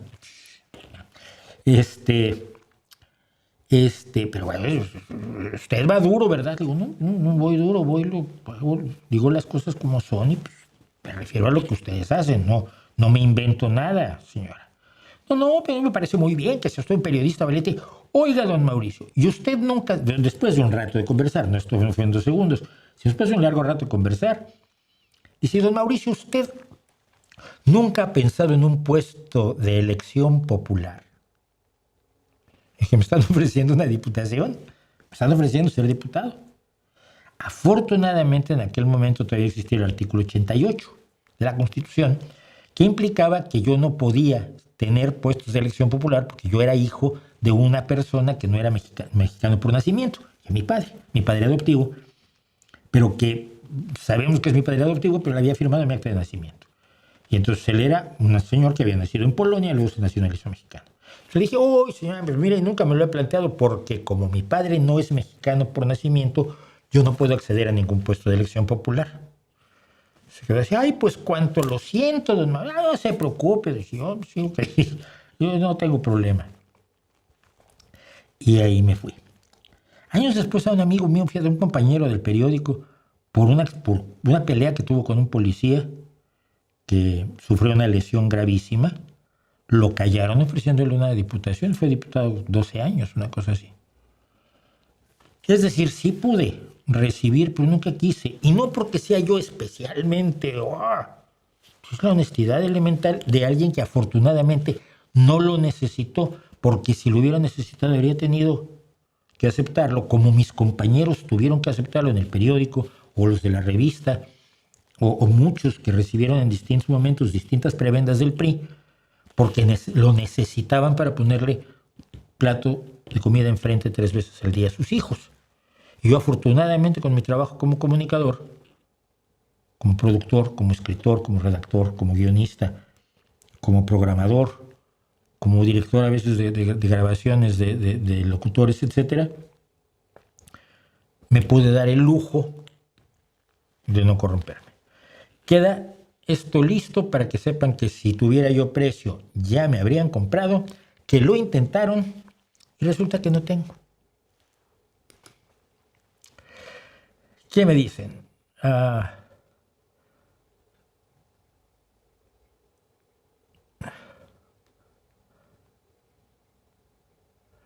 ¿Qué opina acerca de lo que dijo Zelensky de que va a reformar la ley para que pueda...? No lo sé, no lo vi. No me digan lo que se dijo. Si no lo vi yo, no puedo opinar de él, porque las versiones son distintas. En Costa Rica se le sigue bastante su trabajo para pensar críticamente, pues muchas gracias. Se agradece que más costarricenses se unan. Somos 193 personas, de hecho estamos bajando, ¿eh? Lo único chido de la cultura de élite es la música clásica. ¿Te has dado cuenta que toda la pintura es de élite?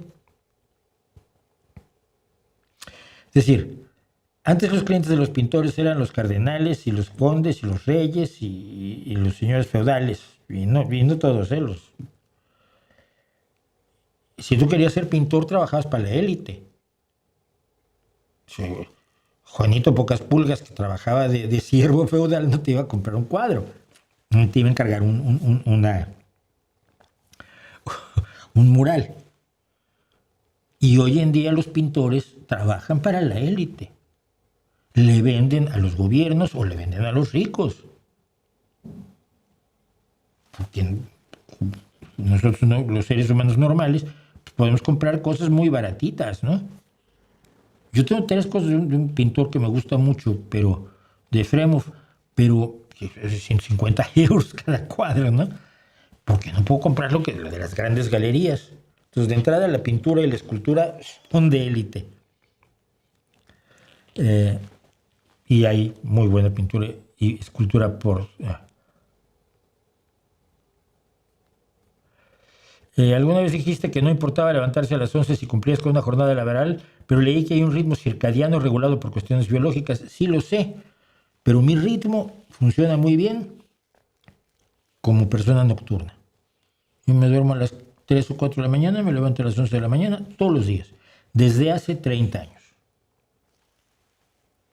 Ese es mi ritmo. Probablemente sea yo más neandertal que otros, porque parece que el ser de persona de noche o de día tiene mucho que ver con tu genética neandertal.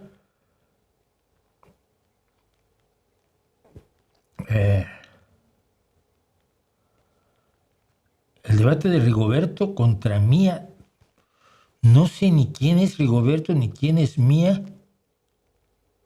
Ni me interesa, por lo visto, los debates que la filosofía no es ciencia, pues no es ciencia y ya. pero no sé quiénes son. Bueno, el candidato chileno Kast es de ultraderecha, parece que sí. Por lo menos tiene algunos aspectos que son enormemente preocupantes.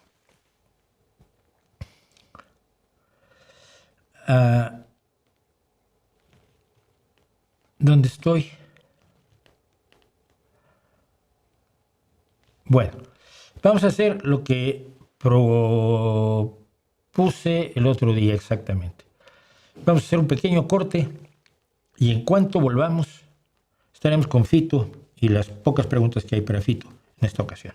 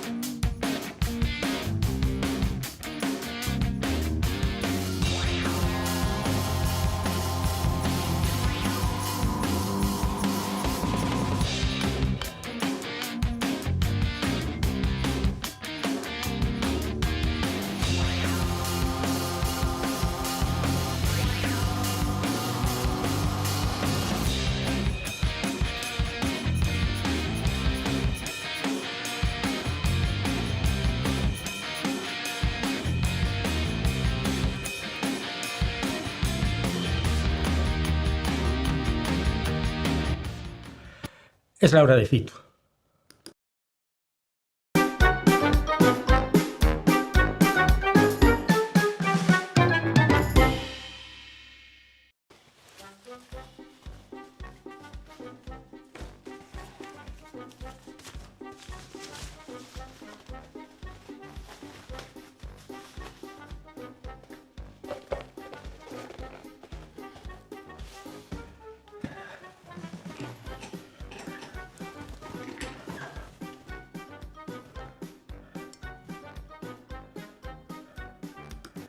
Bueno, ya estamos aquí con Fito el filósofo. Sí. Se te ve la chamarra allí, bobo. Sí, me tenía yo que subirla. Espera. Oh. Yeah. Se te sigue viendo. Ni modo. Vamos a ver qué nos dicen. Día de hoy, por cierto, hubo preguntas en los comentarios ahora, que voy a tratar también de que responda Fito si está de humor. Pues ya veré. Pero bueno, de momento tenemos estas preguntas que nos hicieron en los comentarios del canal. Yeah. Dice Víctor Alejandro 5764. Si un árbol cae en un bosque y nadie está cerca para oírlo, ¿hace algún sonido? ¿Por qué? Pues no sé. Mira, no, sí. Si grita cuando se cae, se hace ruido. ¿No? Y si grita, se oye. Él se oye solito, ¿no? Entonces, si no grita, pues no se oye. Pero si grita, ¡ay! Y cae, pues ya, hace ruido. Pregunta para Fito. ¿Qué fue primero, el huevo o el filósofo? El huevo. Explícale por qué, ¿no? No, fue el huevo. Eso preguntó, ¿no? Sí, pero a ver, tiene que haber una razón por la que el filósofo fue después que el huevo. Porque el filósofo es a huevo. Y para que el filósofo sea a huevo, tiene que haber huevo. Me hubiera quedado más feliz si no explicas nada, ¿verdad? Ah, Fabicol 2000, profesor Fito. ¿Por qué Sísifo no le puso una cuña a la piedra para evitar que se rodara en vez de estar subiéndola a cada rato? porque no estaba su cuñado. Y su cuñado era el que tenía las cuñas. Entonces, Sísifo no tenía cuñas. ¿Y cómo sabes que no estaba su cuñado? Porque lo sé, porque soy filósofo. ¿Y eso te hace saber cómo funciona la mitología? Vale. ¿Yo para qué me meto? Pregunta para Fito. ¿Existe la objetividad humana? No,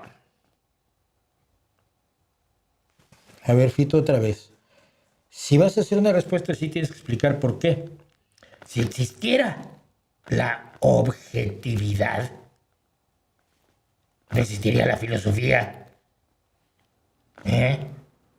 Imagínate que yo tuviera que ser objetivo a la hora de hablar de la inmanencia, de la presencia, de la esencia, del ser, el no ser, el estar, y el ya que vas me traes unas tortas. Puede ser. Vamos a ver si está. Si podemos poner las otras preguntas que teníamos de hoy. Eso ya pagan más, ¿verdad? ¿Cómo que pagan más? Sí. Como no hicieron las preguntas como deben, pagan un bonus. Fito, no hay bonus. No pagan por que les respondas las preguntas. ¿Y de qué creen que vivo yo? Del aire.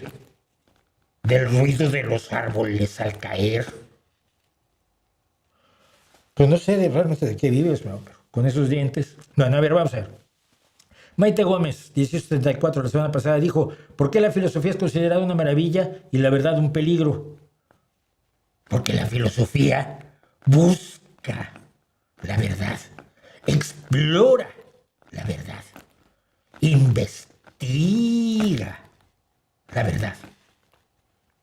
Si la encuentra, pues ya tenemos que ponernos a trabajar.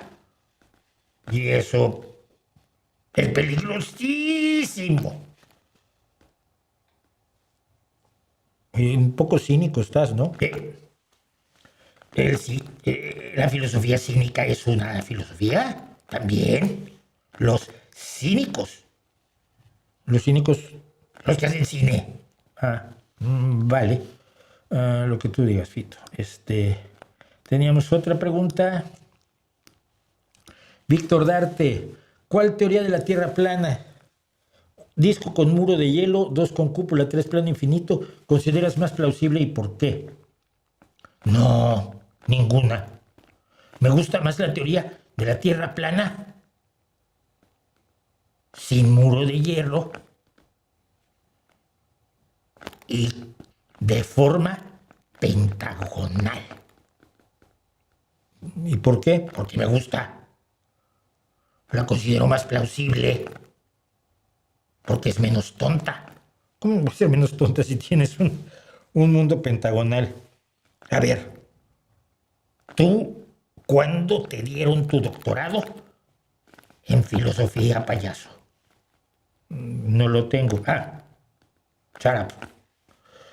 Bueno, y vamos al último. No, pues era el último, ¿no? Creo que ya no hay más. Sí, hay uno más.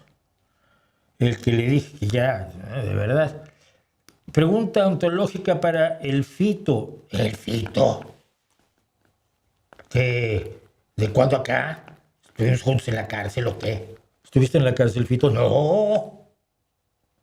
Pero la filosofía es como una cárcel del pensamiento, donde estás aferrado a las rejas de lo posible. Uy. Bueno, Carlos Espíndola pregunta, en este momento de mi vida aún estoy. ¿Estás viendo la revista semanal del Rey va desnudo? Y si no sabías eso, ¡ay! Bueno, pues esas fueron las respuestas de Fito del día de hoy.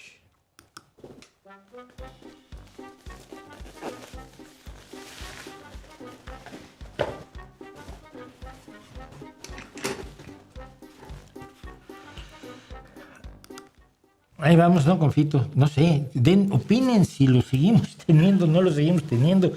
Yo no sé. No sé quién se presentó 31 minutos en el Tiny Desk. Yo veo muchos conciertos del Tiny Desk. De hecho, ayer vi precisamente uno que hace mucho que tenían que haber hecho, el de Billy Strings, el grandioso guitarrista de Bluegrass, y deben hacer uno de Molly Tuttle, que es ni siquiera es el equivalente a Billy Strings. Creo que ella es un poco mejor guitarrista que Billy Strings, canta mejor que Billy Strings, compone mejor que Billy Strings. Y han hecho cosas juntos, han hecho muchas cosas juntos, pero no sé, a mí me parecen maravillosos los conciertos, como decía, ayer contaba Billy Strings, dice yo una vez les mandé mi demo para ver si me hacían un concierto de Tiny Desk, solo tardaron 12 años. 2 años en los que el señor ha hecho cosas maravillosas en guitarra, ¿no? ¿Escuchas La Pasión según San Mateo? Sí, sí la escucho. ¿Te lleva algún tipo de trascendencia mental, aunque no sea religiosa, a pesar del carácter profundamente sacro de esta? Sí, pues que no tiene, su carácter profundamente sacro es inventado por ti. Es decir, no es inventado por ti, pero está atribuido a posteriori.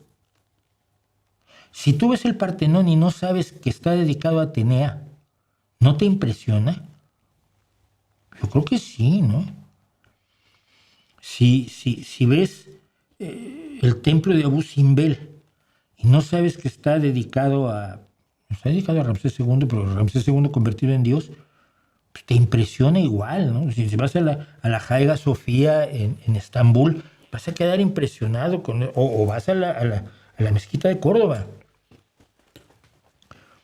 Por supuesto, y cuando entras a una iglesia gótica, entrar a la Sainte-Chapelle en París, por ejemplo, y a Notre Dame, donde yo estuve 2 veces antes de que se quemara, entras y es absolutamente eso, es una obra humana maravillosa. Que alguien la haya hecho porque creía en una cosa me da exactamente igual. La obra humana es la que me atrae. Entonces, por supuesto, escucho La Pasión según San Mateo y me sigue pareciendo una de las grandes obras, y escucho mucho de Bach, que es música que su inspiración fue la iglesia, que además la iglesia le pagaba ya. Si su inspiración hubiera sido los Bosques porque tenía dinero y no necesitaba trabajar, hubiera hecho cosas igualmente maravillosas. Porque es el genio humano el que está en acción allí. Lo he dicho muchas veces. A ver, que se me avanzó mucho esto. ¿Cuándo vuelve la sección de analizar pinturas? A veces sí, a veces no. A veces, cuando tengo tiempo de prepararlas, sobre todo, tengo un par que quiero hacer, el de pintura mexicana y una de un pintor español interesante, pero no he tenido tiempo. ¿Cuándo se verá la verdadera excepción de los votantes de Milei, o sea, el choque a la realidad? ¿O crees que le irá relativamente bien a su gobierno? Mira, no tengo por qué esperar que le vaya mal a su gobierno, porque es que le vaya mal a Argentina. Pero yo creo que no es, ya hay una decepción en grandes sectores que han visto sus intereses afectados. ¿Qué cantantes de música barroca recomiendan? Cantantes de música barroca no ubico, ¿no? No hay cantantes de música, o sea, cantantes actuales de música barroca, pero no conozco a ninguno.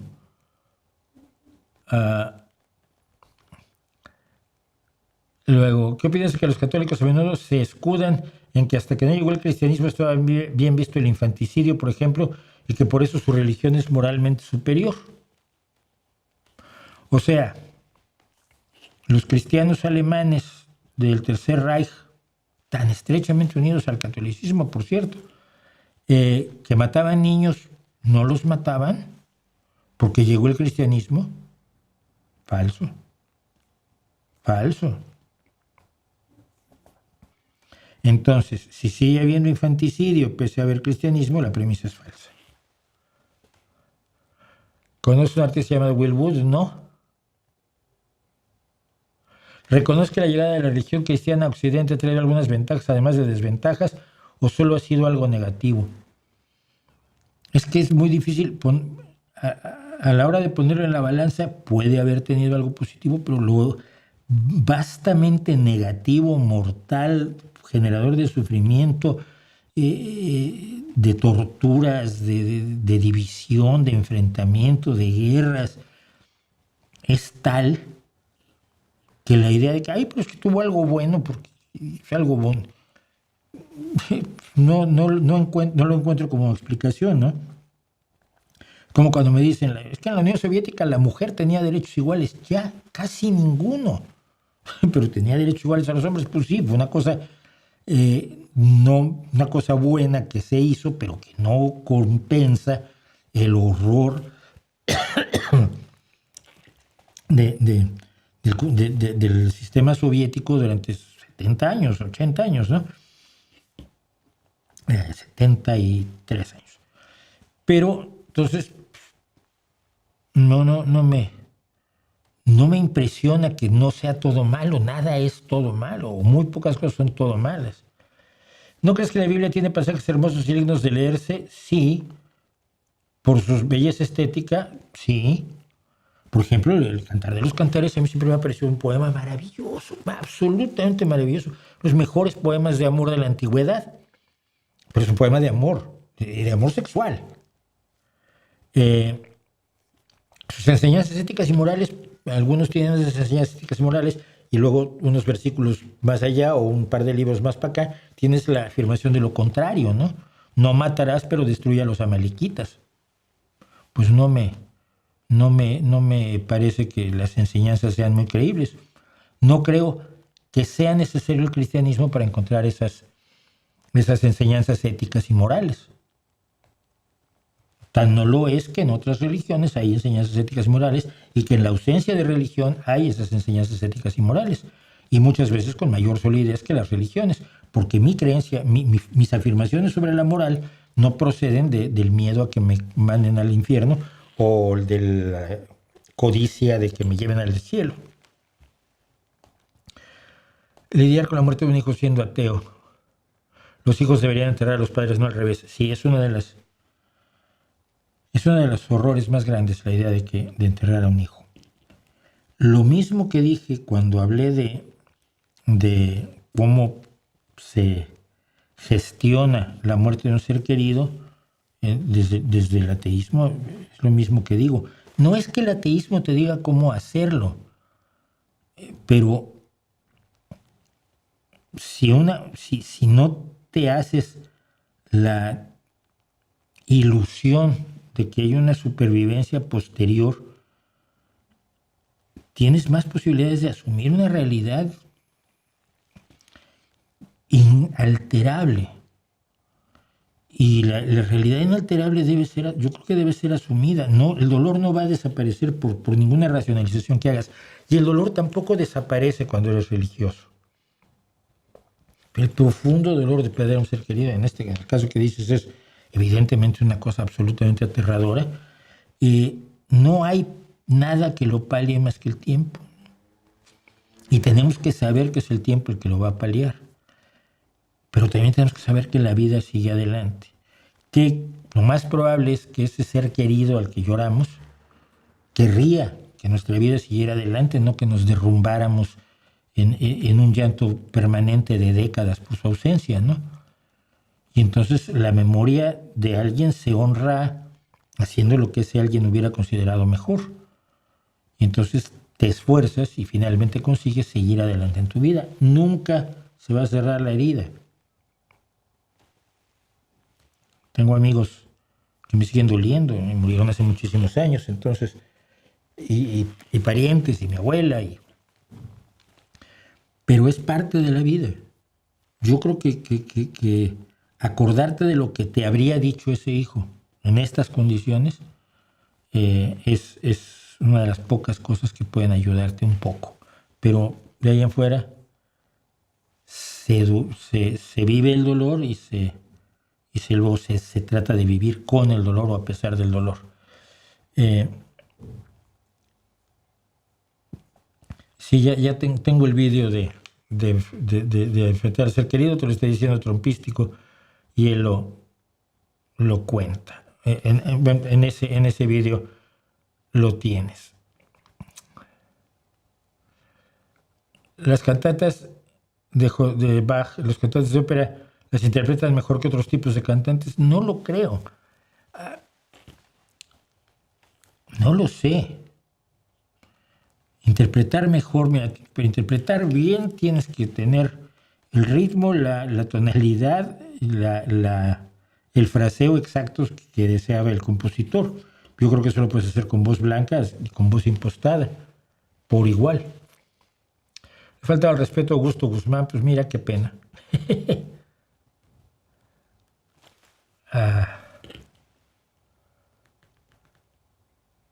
Esto no lo va a responder Fito, pero te lo respondo yo. ¿Por qué la filosofía no es ciencia?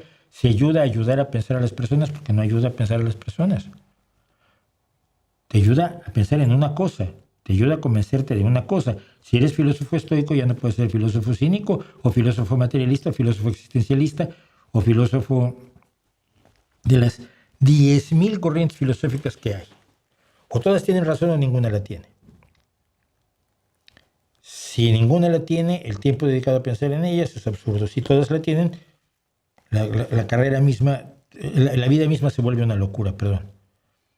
Si es cierto todo lo que dicen todos los filósofos que están en desacuerdo entre ellos. Entonces, yo no creo que ayude a pensar la filosofía. Yo creo que ayuda a pensar el conocimiento de la ciencia, de las formas en que lo que te ayuda a pensar es la historia del pensamiento, de cómo no se pudo encontrar conocimientos certeros sino hasta la aparición de los métodos de la ciencia. Y que antes se vivía en la oscuridad,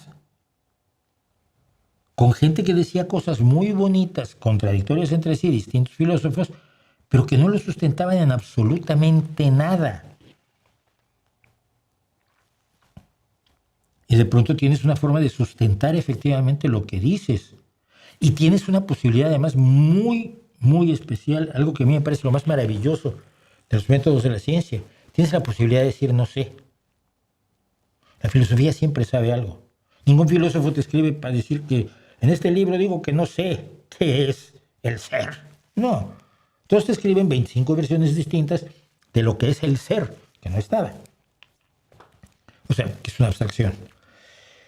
Porque todos creen saber. Si quieres asumir tu ignorancia para convertirla en conocimiento, tienes que acudir a la ciencia. Porque la ciencia empieza diciendo, no tengo puta idea. No sé, pero vamos a averiguarlo. Dice aquí Laplace que siga Fito. Pues bueno.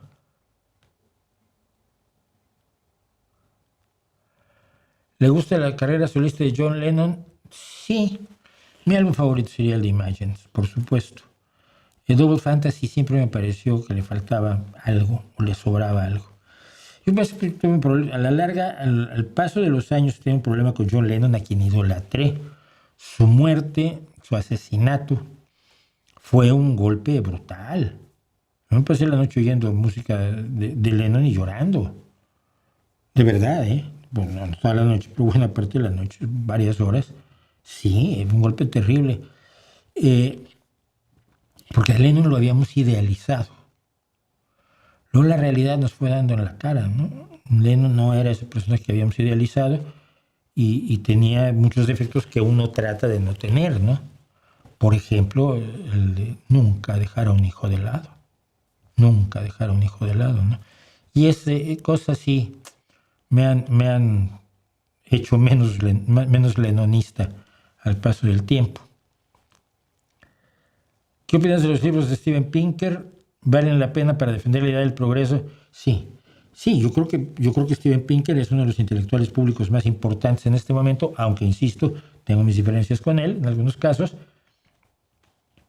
pero sí, yo leería, por supuesto, Racionalidad de Steven Pinker, leería empezaría por Los Mejores Ángeles, no me acuerdo cómo lo pusieron en español, The Better Angels, porque desafía esa idea de que somos malos, de que el ser humano es malísimo, y que yo llevo años peleando por decir, no lo es, no lo somos.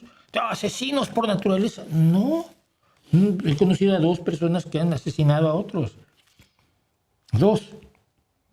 Uno de ellos, el asesino del secretario de Trotsky, que fue secuestrado después del primer atentado que organizó Siqueiros, y a otro, dos más, que estuvieron en la guerra y actuaron en la guerra y mataron a gente en la guerra, ¿no? Pero he conocido a cientos de miles de personas en mi vida y no son asesinos en la mayoría, ¿no? Casi ninguno. Entonces, Pinker desafía eso, desafía la tabula rasa, y en Racionalidad creo que deja muy claras muchas cosas. El live está plagado de interrupciones comerciales. ¿Es normal? Es normal, sí, porque tengo puestos los anuncios para ayudarle un poco al canal, porque el canal necesita su ayuda, necesita su apoyo, ya sea en Patreon, que está ahí arriba a la izquierda, ya sea en PayPal, que está abajo a la derecha.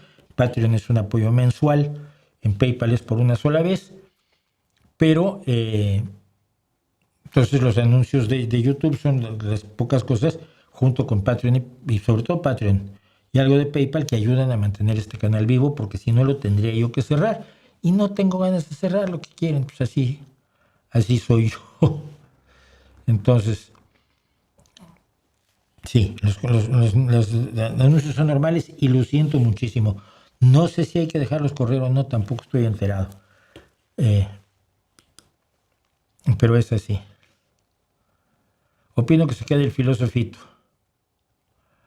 Bueno. ¿Crees que prima la vida humana del cigoto sobre la elección de la mujer? ¿Dónde está la línea roja para ti? He hablado de esto muchísimas veces. Un cigoto no es un ser humano. Es tanto como freírte un huevo y creer que estás comiendo pollo frito. ¿Estás comiendo pollo frito? No, ¿verdad? Un pollo es distinto de un huevo. Sí, es distinto. Una posible persona, una persona potencial que aún no es una persona, tiene, por supuesto, menos valor que una persona que ya existe, que ya tiene sueños, que ya tiene deseos, que ya tiene puntos de vista, que ya tiene emociones, que ya ríe, que ya llora, que es una persona integral y cuya vida y cuyo futuro pueden verse destruidos por ese potencial, sin contar con que cambias psicológica y físicamente de una manera brutal cuando llevas a término un embarazo. Entonces, no es ideal, no. Lo ideal, y así lo he dicho en el video que dediqué al aborto, mi video sobre aborto es cómo evitar el aborto. El aborto se evita con educación sexual, con métodos anticonceptivos de fácil acceso y de acceso inmediato, sobre todo para los adolescentes, pero para todo el mundo. Educación sexual, acceso a anticonceptivos, acceso a la píldora del día después, y estas son 3 cosas que tampoco quieren los enemigos del aborto. El aborto debería ser excepcional. Es excepcional en realidad, comparado con lo que se hace con la cantidad de embarazos que se evitan con la utilización de métodos anticonceptivos. Pero el problema es que los que están contra el aborto también están en contra de la educación sexual, también están en contra de la libertad sexual, también están en contra de los métodos anticonceptivos que no sean el ritmo, que no sirve para nada. Y entonces lo que tienes es una situación que no es agradable, que no es deseable, pero que es mejor que su opción si la mujer así lo ve. Porque ella invierte 9 años. El hombre invierte 20 minutos y es así como wow en hacer un hijo. La mujer invierte 9 meses y luego los siguientes 18 años por lo menos. ¿Cómo no va a decidir ella? Ay, es que él también quiere decidir. No, porque no invierte lo que invierte una mujer cuando decide tener un hijo. Entonces, no es nada deseable, pero la opción es peor. Y un ser humano potencial no debe estar por encima de un ser humano real. Y el cinismo y la hipocresía de quienes defienden al niño no nacido es clarísima cuando el niño ya nace, ¿no? Cuando el niño ya nace, les da exactamente igual. Pueden ver niños muriéndose de hambre en la calle, les da exactamente igual. Pueden ver niños estallados con misiles en Gaza, les da igual. Pueden ver niños destrozados en Ucrania, les da igual. Pueden ver niños con hambre en África, en América, les da igual. Ya nacieron. Y una observación muy importante, sobre todo para quienes lo manejan desde el punto de vista religioso. No hay ni una coma en la Biblia sobre el aborto. La Biblia en ningún momento condena el aborto. Jamás, jamás, nunca. En ningún versículo de ningún libro de la Biblia.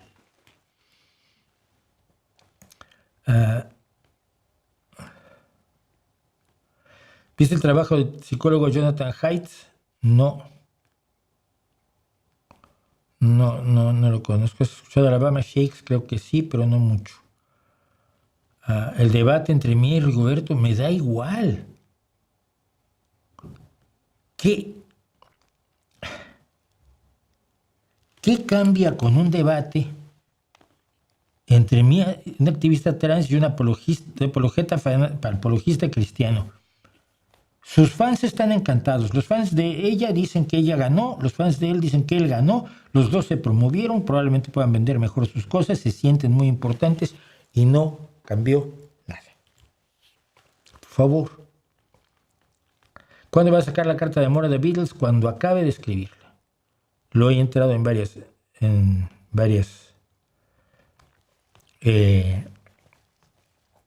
he tenido varios intentos de empezarlo a escribir y no sé por dónde agarrarlo. Es difícil.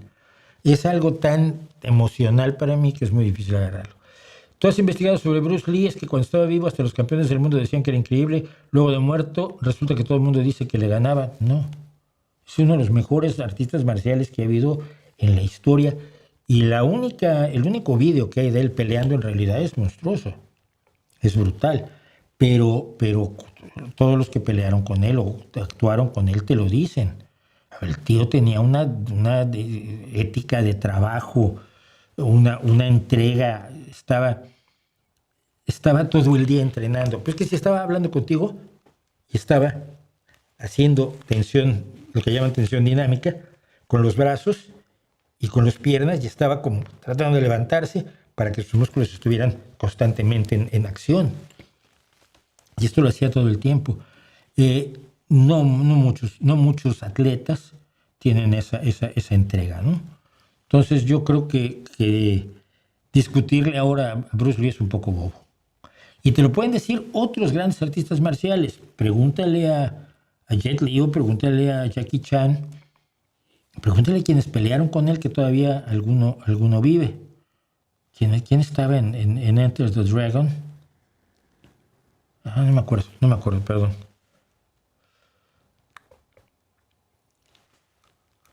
¿Cuál de los Beatles tuvo la mejor carrera solista? Por supuesto, McCartney. Nunca fue solista en realidad, siempre tuvo bandas. Todos tuvieron bandas. ¿Estudiar ingeniería de software buena opción? Yo creo que sí. Mejor disco de Serrat, Miguel Hernández o Mediterráneo. Mediterráneo me parece a mí mejor. Esto no quiere decir que sea mejor,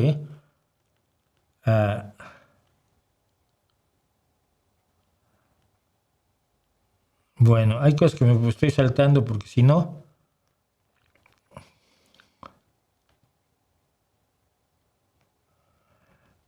hay gente a la que ni conozco.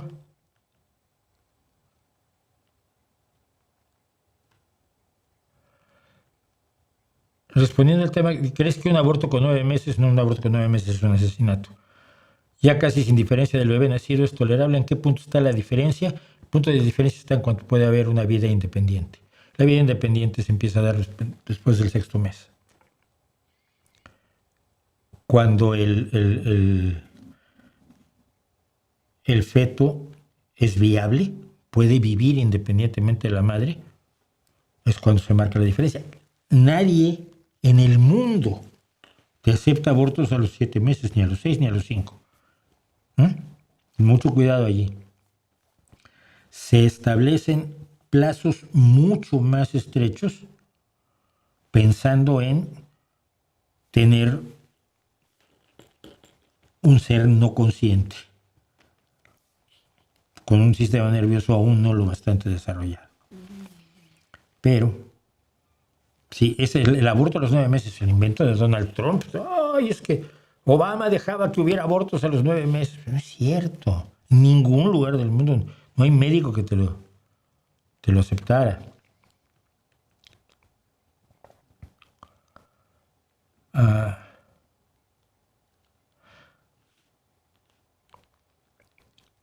Bueno.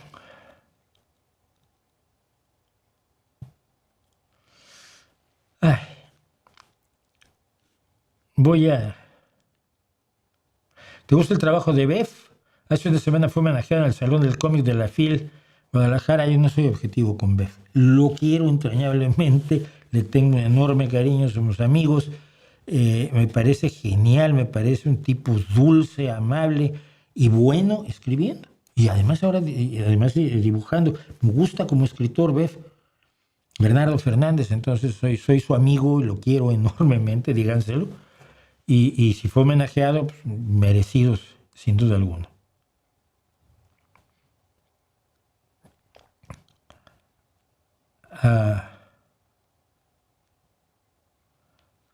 Aquí está Alberto Hurtado aclarando que el tiempo es de menos de 3 meses para un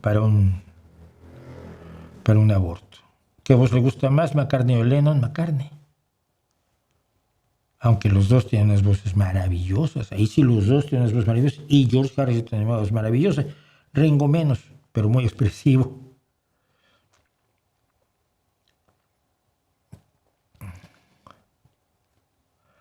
A ver, voy a hablar de otra cosa que me va a traer problemas.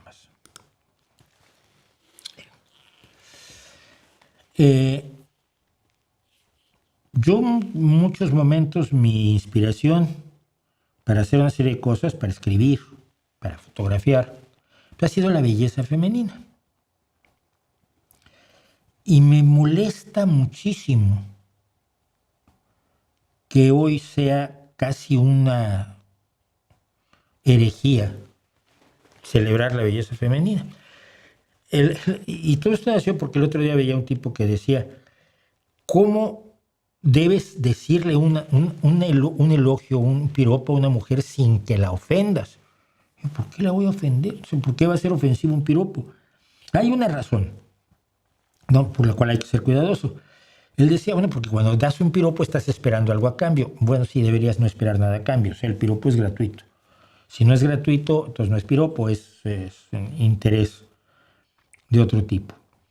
Pero decía, no, dile a la mujer algo por lo que ella hace, porque ella ya sabe que es hermosa. Sí, mira, yo sé que no soy tonto, pero si me dicen que soy listo, lo agradezco. Y la gente que es guapa y se lo dices, lo agradece, el elogio es beneficioso, no. Es que yo no soy responsable de mi belleza, no es una respuesta. Tú no eres responsable de la mayor parte de las cosas que haces, pero cuando te las aplauden, lo agradeces. Y te sientes bien de que se reconozca que tienes ese atributo. Yo escribí mucho sobre todo poesía referida a la mujer. Y mi fotografía siempre, salvo casos muy excepcionales, pero yo me dediqué fundamentalmente a la exploración de la belleza femenina en distintos aspectos. Desde el desnudo hasta el retrato. Sobre todo me gustaba mucho fotografiar bailarinas instrumentistas, gente que tocaba algún instrumento, guitarra, violín, flauta. Tengo montones de fotografías de chicas instrumentistas con las que trabajé. ¿Por qué no se puede o no se debe decir que hayas hermosa a una persona? Bueno, efectivamente, si es para obtener algo a cambio, no es buena idea. O si es para obtener algo a cambio, pero en buen plan y no en plan depredador de película mala, ¿qué tiene de particular? No lo he logrado entender. Escucho a quienes hablan de la trivialidad de la belleza, ¿no? La belleza nunca ha sido trivial. No, pero es una belleza artificial que han creado los medios. No, tampoco, mira. En general, el arte antiguo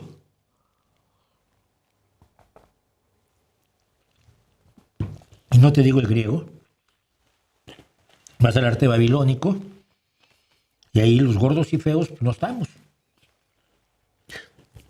Ni las gordas y feas, no están.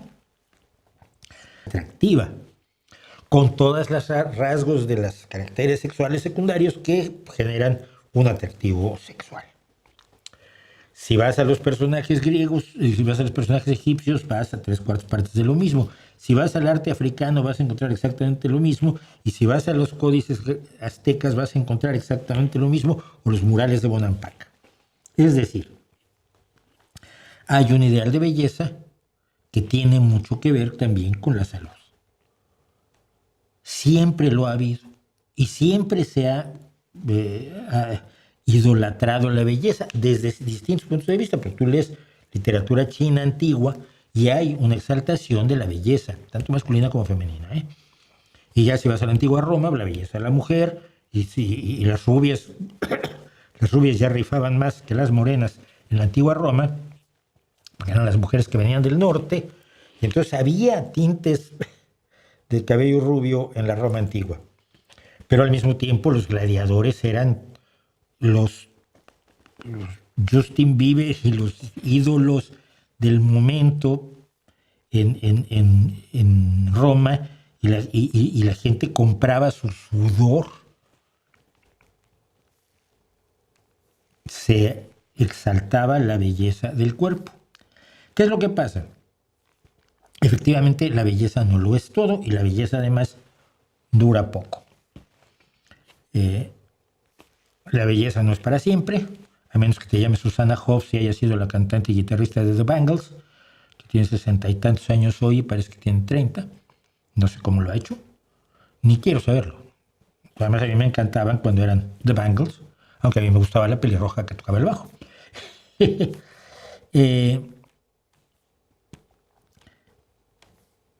Cuando se convierte en el único parámetro, en el único elemento, en el único baremo, en la única unidad de medición de una persona, evidentemente no es sano. Una persona no es solo su belleza, como no es solo su inteligencia, como no es solo su memoria. Yo te quiero mucho porque eres muy buen ajedrecista, pero tú todo lo demás eres una basura de persona. Pues no, ¿verdad? Que esto muchas personas que trabajan ante el público lo viven. Yo me acuerdo mucho, es una de las mejores frases de Sabina, es cuando dices que se vuelve vulgar cuando baja del escenario, porque los que estás idolatrando son bastante seres humanos normales y corrientes.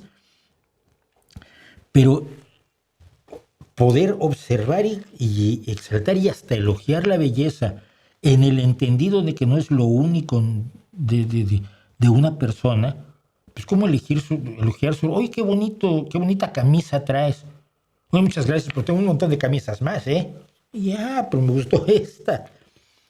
Destacar un aspecto de una persona que te atrae, que te gusta, que te llama la atención y que la puedes elogiar de una manera que le des una pequeña alegría, no veo por qué deba ser considerado inaceptable. Y es considerado inaceptable. Algunos de mis poemas me han dicho, oye, pero esto es sexista. ¿Por qué?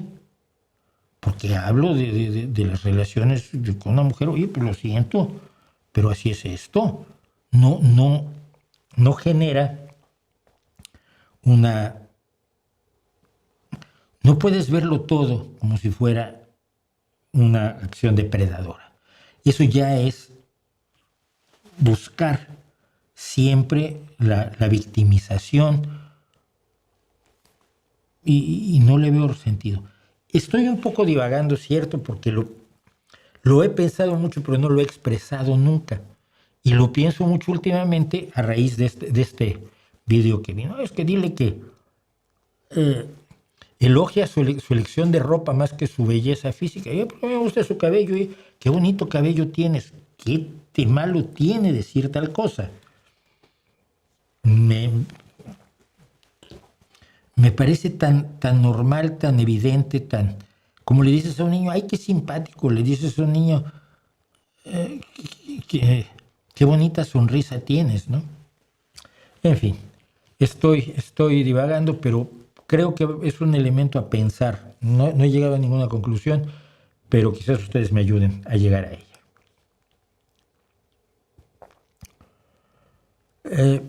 Now and Then no me gusta demasiado, es una canción más, no le hallé nada especial, ¿eh? Si yo jamás he tenido de redes sociales, puedo entrar a Estados Unidos, te van a decir que borraste tu historial de redes sociales porque no querías que supieran que eres anti-Trump. ¿Crees que el rock sea el mejor? No.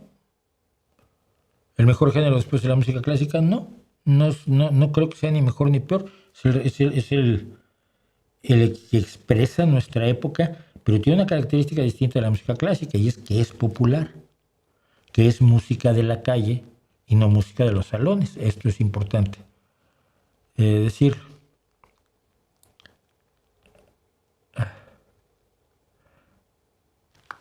¿No me escuchan?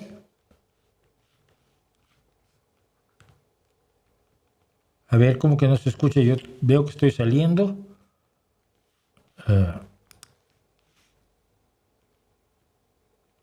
No, ya retractaron el mensaje, que si me escuchan.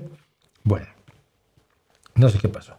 Vamos a los comentarios. Hoy ha sido un poco caótico esto, como no pude preparar cosas que tenía mucho interés en contar. Pero, pues así es esto.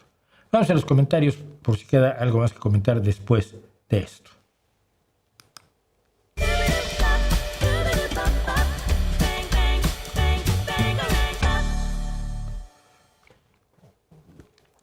Bueno, nos vamos rápidamente a nuestros comentarios temerarios.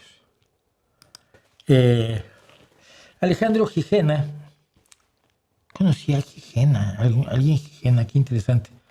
Hace 7 días, dice, disculpa Mauricio, yo decía, esta acusación de que todos son comunistas, hasta yo, dice, disculpa Mauricio, es lo mismo que hacen otros tratando a todos los que piensan distinto, por alejado que esté del fascismo, de decirles fascistas o nazis. Tú eres una persona muy abierta, sin embargo tienes a veces cierto sesgo de tratar así a muchos de derecha. Expliqué, a ver. Cada vez que me han hecho esa acusación, he demostrado que solo llamo fascistas a quienes tienen rasgos ideológicos fascistas y llamo nazis a grupos y personas claramente alineados con el nazismo, en particular con sus rasgos racistas y excluyentes. He hecho vídeos enteros explicando qué es el fascismo y qué es el nazismo para que se entienda a qué me refiero cuando digo que Putin, Abascal o Trump son más nazis que otra cosa. Jamás he llamado nazis a personas solo por ser de derecha. Incluso las que mencioné en el vídeo de comunismo, como Ursula von der Leyen, que es demócrata cristiana, claramente de derecha, o Emmanuel Macron. Es más, siempre he dicho que hay una derecha civilizada que es parte relevante del panorama político y he lamentado que esa derecha esté desapareciendo en España, fagocitada por una extrema derecha racista, sexista, autoritaria, militarista, antipopular y mentirosa que se acerca demasiado al nazismo como para no llamarla así. Lo que parece que ocurre es que algunos que están ideológicamente muy cerca de Vox, del imperialismo hispanista y de otras ideologías o sistemas muy cercanos al nazismo y al fascismo, se molestan de que se llame a sus amigos con sus nombres correctos y entonces se me acusa falsamente, supongo que con la idea de que si me atacan a mí, hacen menos nazis a sus amigos nazis. Y mira, no.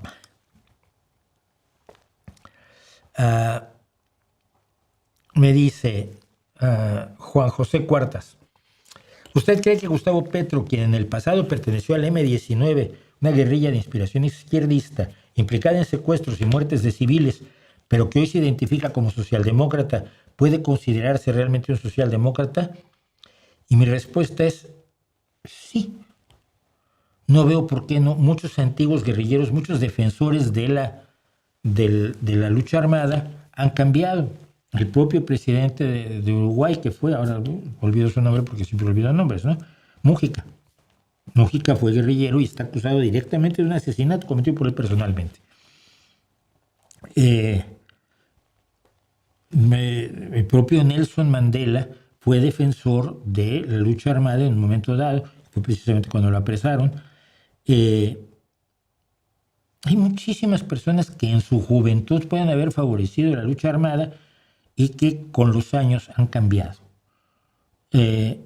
Una persona, por ejemplo, a la que yo respeto muchísimo en la lucha política en México es Marco Rascón. Marco Rascón fue parte de un grupo guerrillero en un momento dado en que era joven y probablemente desinformado, ¿no? Entonces, yo creo que sí, es posible ese cambio. Sobre esto de todos son comunistas, Abreful me dice, es lo que te pasa aquí, a ti con Podemos, ¿no? No. Lo que pasa es que yo siempre he dicho que Podemos es un partido comunista, formado por comunistas, que decían que eran comunistas, como Pablo Iglesias, o Monedero, que decía que si no eras comunista no podías ser buena persona. Me parece un poco exagerado. Pero cuando digo eso, ay no, es que en realidad no son comunistas, pues que no lo digo yo. Mira, hace 2 semanas en China, Pablo Iglesias hablaba ante un grupo de chinos de nosotros los comunistas, no lo digo yo. Pero sería un hipócrita si no reconociese que los comunistas, por muy distintos que seamos entre nosotros, y signifique lo que signifique ser comunista en el siglo XXI, tenemos la Revolución de Octubre en nuestro ADN ideológico. ¿Ya? Nosotros los comunistas, pues si eres comunista. O sea, tampoco quiere decir que sea lo peor del mundo por ser comunista, mucho por ser otras cosas. Pero yo lo único que digo es lo que siempre ha dicho Pablo Iglesias, yo soy comunista, pues está bien. Pero entonces los podemeros se enojan mucho conmigo porque no se atreven a ser quienes son. Y además porque saben que como digan que son comunistas, menos les votan. Y si ya su fondo electoral es escasísimo, pues imagínate, acaban como ciudadanos o como unión, no sé, ¿cuál era el de Rosa Díez? Ya ni me acuerdo. Los partidos que duran un poquito de tiempo y se van. Chuiro 203 dice, saludos desde México, tengo amigos en Europa que no viven la realidad cotidiana de nuestro país y se tragan la imagen de una 4T de izquierda cuando se trata de un neopriismo, que es lo que es efectivamente. ¿A qué consideras que esto pase? Yo solo tengo acceso al País, el periódico aquí español, y noto un sesgo favorable hacia Morena. Cierto. Mira. Lo atribuyo a la buena propaganda que siempre ha tenido México en el exterior, apoyada en su momento sobre todo por una izquierda convenenciera en los países fuera de México.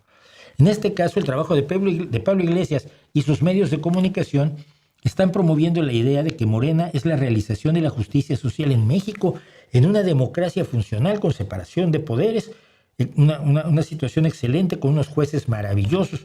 Lo publican todos los días en todo el mundo a través de su canal Red, de la base y la base América Latina y demás. Otras instancias de la izquierda igualmente apoyan a Morena ciegamente porque sienten que es la única opción, como en el pasado apoyaron a otros que resultaron ser aterradores. Y lo peor es, quienes la criticamos, por más que lo hagamos desde la izquierda, somos acusados inmediatamente de ser de derecha y de actuar por motivos ilegítimos como que nos pagaran. La propaganda funciona bien y la información, como decía yo cuando hablábamos de las votaciones a la derecha, la información desafortunadamente funciona menos bien. Mauricio aquí me riñó mucho, y tuve que borrarle comentarios y tal, sobre todo porque no seas anónimo.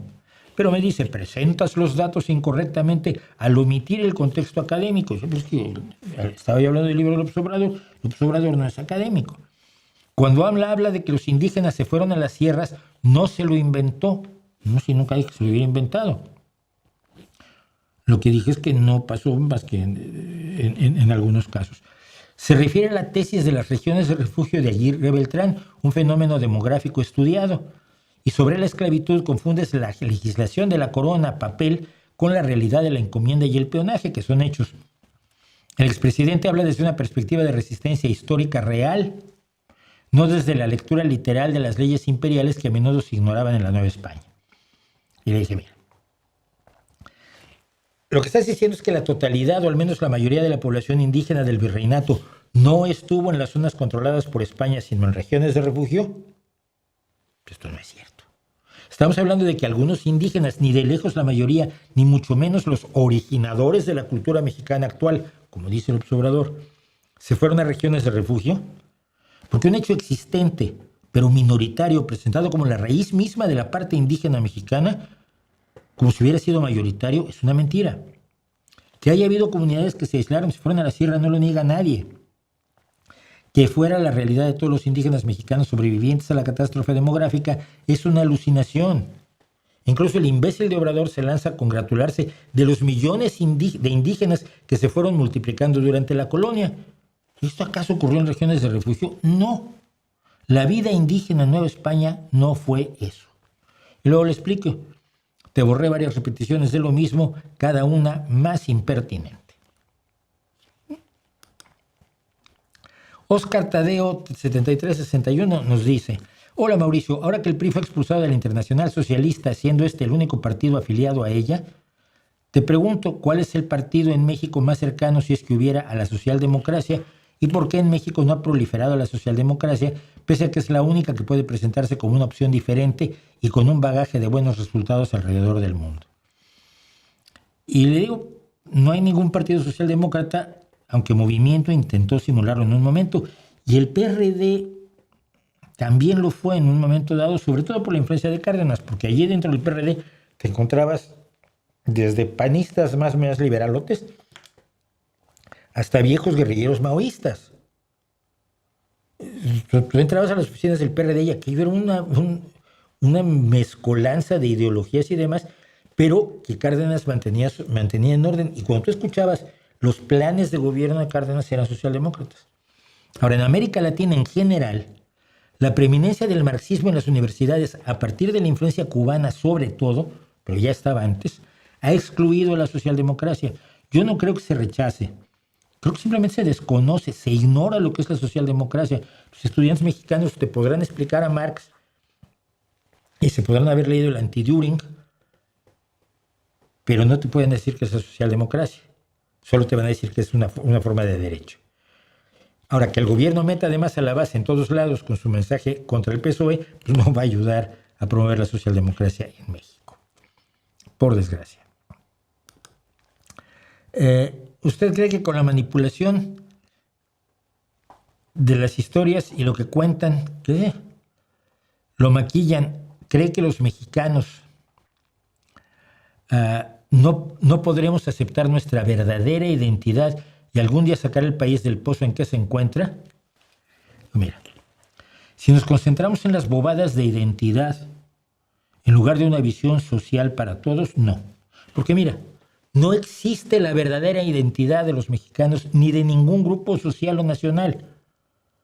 Los populistas te venden la idea de una verdadera identidad para emocionarte. Tratan de encontrar ese nosotros con el cual nos podemos oponer a ellos.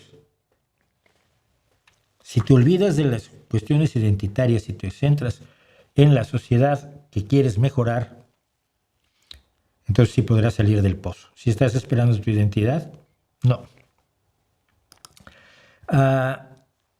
Aquí alguien define un poco a Yuval Noah Harari. Dice, creo que lo que hace Yuval Noah Harari, más que criticar a la tecnología, es una advertencia de lo que puede llegar a suceder si seguimos por el camino de dar rienda suelta a las nuevas tecnologías, como la inteligencia artificial, etcétera. Esa buena reflexión como siempre.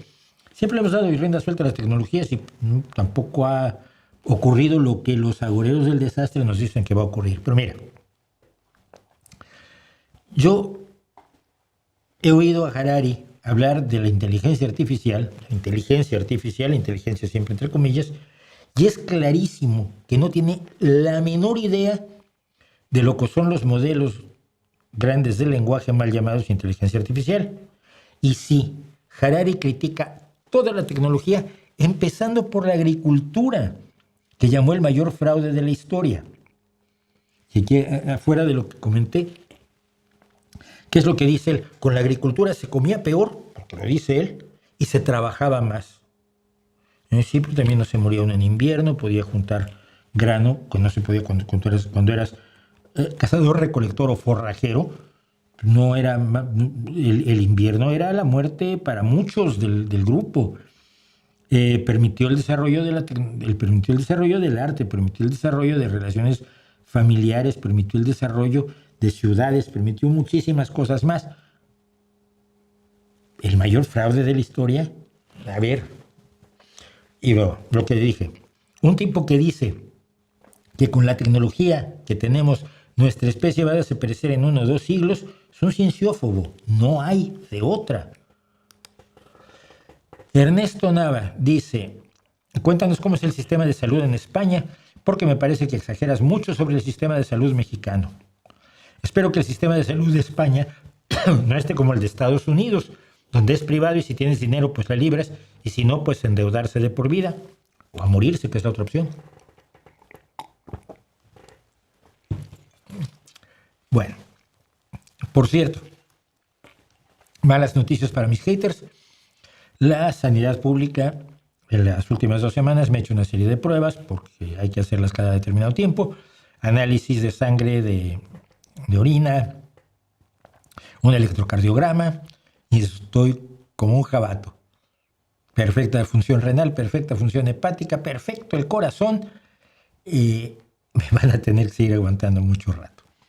Le explico la sanidad española que tanto disfruto yo a este caballero, a Ernesto Nava, 7127. Salud totalmente pública y pagada con los impuestos. Todo, sin costo extra, desde una vacuna contra la gripe hasta un trasplante de corazón. Con médicos excelentes, todos empleados por el Estado, con instalaciones de vanguardia tecnológica como el Hospital Universitario Central de Asturias, y le ponía yo estos 2 ejemplos del UCA. Saavedra entrega al UCA el premio al mejor hospital público con mejor gestión del New Medical Economics, que es una organización que se dedica a analizar la gestión, no es política, es meramente empresarial. Y luego el Hospital Central de Asturias se consolida como el primero de España en cirugía cardíaca. Hay hospitales privados. El primero de España es este. Y por cierto, uno de los que hacen cirugía cardíaca allí, lo comentaba la semana pasada, su compañero mío del PSOE, que es cirujano cardiovascular. Le digo, lo mismo pasa en el Reino Unido y otros países con una salud pública bien gestionada, no como en México, donde les da igual. Solángel Rojas Torres, _RT, me dice sobre lo que dije de Bad Bunny, me parece un análisis poco exhaustivo. Es que no pretendía hacer un análisis exhaustivo porque se ignora el contexto y la historia del género. Ya, es que no quería hablar de la historia del género. Lo mismo pasa con los corridos y la música mexicana. No pasa. Claro que hay música y canciones buenas y malas en cada género, incluso en lo clásico. No compares. Pero bueno, la historia pone en su lugar las cosas y al final sobrevive lo que es bueno. Digo, mira, la intención no es hacer un análisis clínico de la mierda que produce el tipo. Es simplemente, mi objetivo en este video es señalar qué es eso. Es mierda. Heces sexistas, vendedoras de droga para hacer felices a los narcos, un desperdicio humano que desprecia a la mitad de las personas de este mundo, un despojo narcisista como Trump. El contexto de la mierda lo hallarás valioso, pero no está, a lo mejor una historia maravillosa de la mierda. Puedes ir a ella, manosearla, olerla, averiguar su historia, hasta comerte un pedacito. Mi observación es solo algo que no puedes negar. Es mierda. Siento pues que, ¿cómo se dice de otra manera? Esta me interesó mucho sobre lo que dije del rock en México porque se acerca por este canal uno de los hombres que más sabe de rock en español, que es Hugo García Michel. Sabe mucho más que yo. Yo soy un aficionado, siempre lo he dicho, y un músico frustrado. No un músico frustrado porque tampoco. Soy un músico que no hizo tanto como quería, pero tampoco quería yo hacer tanto. Nunca me vi como estrella de rock, ni nada por el estilo. Pero Hugo García Michel, que tiene el canal Bajo Presupuesto -3, que les recomiendo, dice: la pregunta que yo me hago, estimado Mauricio, es ¿cuántos de los mencionados en la lista hacen realmente rock? Salvo Jaime López, José Cruz, Rodrigo y un par más bien veo gente del llamado canto nuevo y hasta del folclore iberoamericano. Extraña lista que parece hecha por una escucha de Radio Educación en los años 70. Saludos afectuosos y por supuesto coincido en lo que dices de las magníficas letras de The Warning. Y le contesté. Como digo, es una de tantas listas. Esta me la recomendó un espectador y la usé como base para explorar mi eterna preocupación por las letras, como podía haber usado otras. Pero me llamó la atención que para hacer esta lista le echó mucha teoría. Y le doy el enlace de 100mejoresrockmexicano.blogspot.com, de donde saqué esa lista. Ahora le digo lo siguiente. No me atrevo a definir al rock más que como una actitud ante la vida o una forma de ser, cosa que vengo diciendo hace mucho para eludir la erudición musical. ¿Qué es el rock? Es una forma de ser. Es una actitud ante la vida. Y entonces me preocupa menos el que, digamos, Delgadillo o el ausente Alejandro Santiago, que no esté en la lista, puedan salir de ciertas definiciones del rock, como saldrían igual Simon y Garfunkel o Jim Croce, o Croce, o Don McLean, el de American Pie, sí. En todo caso, el tema de las letras sigue presente en todos los géneros. Mucha gente me ha escrito en los comentarios precisamente de este video, sugiriendo músicos que les gustan pero cuyas letras no resisten ningún análisis medianamente serio. Algunos se enojan, por cierto, conmigo porque dije que las letras de Aguilar de la Barranca no resisten un análisis, que te pueden encantar. A mí me gusta mucho Trolebús y Banda Bostic, pero sus letras podrían ser mucho mejores. Una cosa no quita la otra. Le digo lo que le digo a Hugo. Esto me dice también que en México le exigimos poco a los creadores. Con que suenen bien ya les perdonamos todo, aprovechando que en cosas de instrumentistas y creadores de melodías México va tan sobrado como falto de letristas serios. Así que tampoco se tienen que esforzar mucho. Y entonces tienes escasez por todos lados, en todos los géneros, con sus gloriosas excepciones, o así lo veo yo, mi apreciado Hugo García Michel. Y Luis Enrique Arismendi, 4771, sí, ya se tira con todo. Deberías analizar las letras de The Warning. Pero mira, si lo hago vamos a tener un problema porque son en inglés. Lo de ponerme a traducirlas o a revisar traducciones ya hechas implica un trabajo extra. Y las traducciones son insuficientes hasta para ver cómo fluyen las letras con la música. Y le puse un ejemplo. Get me out of my head. Drag me out of my bed and make me move around to forget there is time that needs to be wasted. La musicalidad, simplemente leído así, es alucinante. Sácame de mi cabeza, sácame a rastras de la cama y oblígame a moverme para olvidar que hay tiempo que hay que perder. Yo hay un nivel así en el rock mexicano, pero ni fuera de los 4 o 5 de siempre. José Cruz y Delgadillo y Carlos Arellano y Jaime López, ¿no? Y le digo, si lo hago en inglés, no Spanglish, los famas se van a poner como la crazy, me van a insultar, entonces al fin lo voy a acabar haciendo, yo lo sé. Y ahora llegamos finalmente, creían que no lo había, pues sí lo hay, nuestro premio Elton.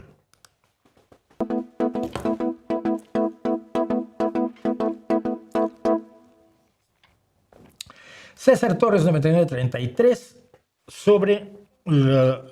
además sobre un vídeo que hice de mujeres a la guitarra. Con esta chica, ¿cómo se llama? La blusera. Grace. La que puse de portada. Y es una guitarrista brutal, tiene 18 años, no lo puedes creer. Y empezó en la pandemia, como no tenía nada que hacer, vio videos de B.B. King y dijo, yo quiero hacer eso. Y 5 años después lo está haciendo, es alucinante. Grace Bowers. Y entonces César Torres, no sé por qué sacó de, mi música sí era buena, la tuya no. Era. Esto es nostalgiería barata, por favor. Demilitar a la música disco, que literal es la base de un porcentaje altísimo de los samples del hip hop moderno y la música electrónica actual, solo porque solo conoce 3 canciones, es una tontería. Yo no conozco 3 canciones, conozco un montón. Basada en que la música que a él le gustaba ya no es relevante. Venía a ver historia y solo me topé un sujeto sentimentalista y cerrado de los el rock es cultura. ¡Qué decepción! Y se pone el rock con C solo porque hay que ofender. Y digo, mi música es buena. No sé si te das cuenta de que hablo de músicos que tienen menos de 20 y menos de 25 años. Estoy hablando de músicos de los años 70, estoy hablando de músicos que hoy son adolescentes, a los que tú no conoces, porque llamas música a robarse temas. Le dicen samplear, ya sé que le dicen samplear, pero es robarse temas. Para recitar piezas sin melodía, con enorme frecuencia exaltadores de la violencia, carentes de toda relevancia. Tanto que si te pregunto por 5 canciones de la música disco, tienes que buscarlo en Google. Y si te pregunto por 10 piezas de rap o hip hop de los 80, tampoco creo que puedas sin tener que buscarlo. Mientras tú vives en la música disco y house, supongo, y el hip hop, que no es de música, es recitativo rítmico, todo de los años 70. Tú estás en los años 70, ¿vienes a hablarme de música relevante o no? Decepciónate de no saber música de hoy, y digo música, supongo que tú comerás Bad Bunny, de grupos y solistas jóvenes que están haciendo algo más que eso que te gusta porque está cerrado. Toda acusación que tú haces es una confesión. Pero venga, sigue creyendo que Cardi B es la Beethoven del siglo XXI. Yo, my nigga, yo, what's good, what you doing? I'm chilling and shit, what happened? Yo, I'm dumb tight right now. Poesía para sordos. Y terminamos. Lo único que no me gusta de usted es el ataque sistemático hacia la RAE. Es necesaria por mucho que a usted no le guste. Vuelvo a lo que siempre vuelvo. Miranda, la RAE no es necesaria. Lo que es necesario es una organización formada por lexicógrafos, lingüistas y expertos de todos los países hispanoparlantes que puedan hacer un diccionario panhispánico, una ortografía sin caprichos. Acuérdate cuando escribieron Blue Jean, B-L-U-Y-I-N, con acento en la I. Blue Jean, por favor. Una gramática moderna y sobre todo sean capaces de ver al idioma como parte de un rompecabezas multicultural y no como una antigualla a proteger de la modernidad. La RAE está formada por amiguetes, la mayoría de los cuales no son expertos, son poetas, periodistas, abogados, arzobispos, biólogos. Un biólogo al que yo respeto como biólogo.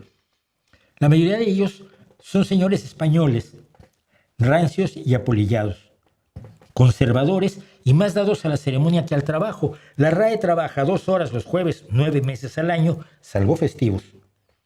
Y tiene 8 mujeres para fingir y no tiene ningún diálogo con un público de 600 millones de hispanohablantes que los académicos creen que son sus súbditos o algo así. Eso es lo que hace falta, un cuerpo profesional. Lo que hay, la RAE, es una puta vergüenza. Y con eso termino me van a insultar, qué raro. Bueno, es que ya estoy acostumbrado. ¿Qué nos queda? Nos quedan 4 minutos en los que puedo contar pocas cosas. Hay gente que estaba, luego ya ha dejado de estar. ¿Te gustaba la música de Extremoduro? Sí, tenía cosas de Extremoduro que me gustaban.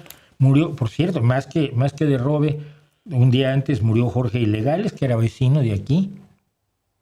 Te lo encontrabas luego por ahí tomando cervezas. Un tipo que lo llevó a sus últimas consecuencias. O sea, lo que él creía, lo creía de verdad y lo manejó de verdad y siempre fue honesto y constante consigo mismo. Yo lo vi todavía hace unos pocos años, aquí, cantando aquí en Gijón. Pero sí, el rock español está de luto con Jorge Ilegal y con Robe de Extremoduro. La 4T se ha celebrado más por la reducción de la pobreza, pero la pobreza ha venido disminuyendo desde el 97. En particular, el sexenio de Fox es cuando más personas salieron de la pobreza. Sí, pero mira, vuelvo a decir, esa reducción de la pobreza es artificial. Tú suspendes todas las entregas de efectivo del bienestar a partir de enero y regresas a los mismos niveles de pobreza de cuando entró López Obrador. ¿Por qué? Porque no se han hecho programas sociales de verdad que hagan que la gente abandone la pobreza por sus propios medios. Usando el viejo sistema, el viejo paradigma, se les ha dado pescado, pero no se les ha enseñado a pescar. No se les ha capacitado, no se les han dado herramientas, no se les han dado créditos, no se les ha dado maquinaria, se les han dado dinero. Tienes tu dinero para que lo uses para comprarte un tractor, igual no se compra el tractor. Es mejor dar el tractor, aunque haya necesidad, porque eso saca a la gente de la pobreza a largo plazo, y ese es el problema. Bueno, conocí al escritor Ernesto de la Peña muy vagamente, muy por encima. Yo iba con amigos al programa de Saldaña, Sábados con Saldaña. Un par de veces estuve allí leyendo cuentos míos. Y luego me iba yo con todos, me hice muy amigo de todos ellos, Carlos Laguna, Mario Méndez Acosta porque me llevó con ellos, Pedro Brul, y Ernesto de la Peña. Entonces, pero Ernesto de la Peña vivía en su pequeño mundo intelectual. ¿Cómo se llamaba? Arrigo Cohen, una gran persona, fui bastante amigo. Entonces, pero Ernesto de la Peña vivía en su mundo muy, muy intelectual, un experto en la Biblia extraordinario, tenía docenas de Biblias. Y lo último que recuerdo de Ernesto de la Peña fue en el terremoto del 85. Él vivía a pocas calles de mi casa y su edificio quedó dañado. Y fue necesario, me acuerdo, tender unas sábanas para ir sacando de su biblioteca todos sus libros, porque el hombre sufría enormemente, porque su vida eran sus libros, ¿no? Eso lo recuerdo pero vivamente, y se logró salvar completa antes que cayera el edificio. No sé si cayó, luego tiraron, qué pasó. Pero bueno, el chiste es que se logró salvar completa la biblioteca de Ernesto de la Peña, un intelectual al estilo antiguo, ¿no? Mucho más que Arrigo Cohen, por ejemplo, ¿no? Otro que fue muy amigo mío fue el poeta guatemalteco, cuyo nombre acabo de olvidar, porque olvido los nombres hasta de mis mejores amigos. Y con él tuve aventuras divertidísimas cuando íbamos a dar conferencias por todo México con el ISSSTE, que nos contrataba para dar unas conferencias. Pero en fin, entonces sí lo conocí. ¿Por qué las estrellas del pop y música comercial tienen como vocal coaches a cantantes de ópera? Hay una razón muy lógica, porque tienen más formación en el manejo de la voz. Nada más. Simplemente que puedes utilizar la misma técnica para cantar con voz blanca o con voz impostada. Pero la técnica es la misma. Si tú oyes, un día me impresioné mucho Elizabeth Sarkov de Charismatic Voice, es uno de los más vistos y yo la veo muchísimo. Me acuerdo el día que analizó a AC/DC y escuchaba la voz de Johnson y te explicaba la técnica depuradísima que tiene el cantante de AC/DC para poder haber cantado así 40 años sin convertirse la garganta en falda de hawaiana. Sí, es una voz ronca, es una voz granulosa, con mucha distorsión, pero perfectamente controlada. Y necesitas a alguien que sepa todo lo que sabe ella, que es cantante de ópera. Seguramente hay gente de voz blanca que lo sabe también. Hay gente, si tú ves coaches vocales en YouTube, verás que hay mucha gente así, pero en el caso de ella, necesitas todos los conocimientos que ella tiene, sea cantante de ópera o no, para poderte explicar por qué un cantante como el cantante de AC/DC tiene una técnica vocal impresionante, depuradísima, finísima y cuidadísima. Pero además puede cantar todos los días. Yo creo que me parece de lo más normal, porque el desarrollo de la técnica vocal se hizo en el mundo de la música formal. Ahora puedes aprovecharlo para la música no formal. Y he hablado de Floor Jansen, la que fue o sigue siendo la cantante de Nightwish. Y yo le he oído cantar de todo a Floor Jansen. Y es absolutamente impresionante el control vocal que tiene. De Unleash the Archers, la cantante, no me acuerdo ahora de su nombre, la cantante y líder de la banda de Unleash the Archers, un día la vi cantando el aria de Vediamo de Verdi con otro cantante de metal. Y ella puede cantar ópera. No lo usa, tiene toda la técnica para hacerlo. Entonces lo hizo de chiste, pues dos cantantes de metal cantando un aria de ópera. Probablemente no tan bien como un cantante de ópera profesional, pero de manera muy pasable. Pero es que es la técnica que utiliza cuando hace metal, y el Unleash the Archers es uno de los grupos de metal que más me gusta, por cierto. No sabía yo esto. Lo termino rápidamente. Diana Sena 512. ¿Qué opinas de que hace tiempo en las escuelas de México se prohibió la venta de comida chatarra y que ya no se está cumpliendo en la mayoría de las escuelas? Punto 1. Yo no le veo lo malo a la comida chatarra cuando no sea tu dieta principal, cuando esté acompañada de otras cosas, pero hombre, unas patatas fritas, unas papas fritas se las come uno toda la vida, y unos pastelitos industrializados también. Segundo, ¿por qué no se está cumpliendo? Porque la 4T funciona para el titular de mañana. No va a seguir, no va a haber continuidad. No va a haber continuidad en la farmaciototota ni en las farmacititas estas de carrito de helados que puso ahora esta mujer. Lo importante es el titular, la foto. Vamos a prohibir la comida chatarra. ¡Ay, qué bien! Luego resulta que no hay nada que vender, o que los chicos no compran en la cooperativa escolar y entonces tienes que vender las cosas que quieren los chicos. Pero eso ya no sale en la foto, ya no sale en el periódico, ya no está en el titular.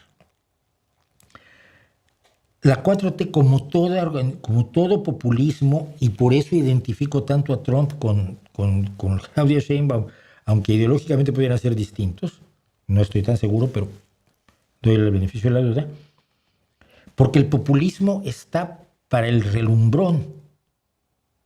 El populismo busca el efecto para ocultar el defecto, pero no le interesa el bienestar de la gente a la que se supone que está trabajando. Donald Trump actualmente está diciendo que los precios han bajado desde que él entró a la presidencia, que él logró lo que prometió de bajar los precios de los comestibles. No es cierto. Hasta Fox News, hasta Newsmax, las televisoras más ultra maga de Estados Unidos, te dicen que el aumento de la inflación ha sido enorme en este último año y que los estadounidenses están sintiendo que no llegan a fin de mes. Porque hay cosas como la calefacción que van a subir hasta un 60%, porque la electricidad se está poniendo carísima, porque la están usando los grandes centros de datos para la inteligencia artificial. Acuérdate que la inteligencia natural usa mucha energía aquí, pero no tanto con la inteligencia artificial, ni mucho menos. Donald Trump le basta decir que ya bajaron los precios para que toda la gente a su alrededor diga han bajado los precios. Y la gente que está pagando precios más altos por sus comestibles para el mes con la familia, da igual. Lo importante es el efecto. Y es lo mismo con la 4T. Y ese es el problema de la 4T. Todo es relumbrón, todo es fotografía, todo es infografía. Todo es declaración, todo es titular. Y mañana será olvidado. Así de sencillo. Bueno, pues ya no sé si...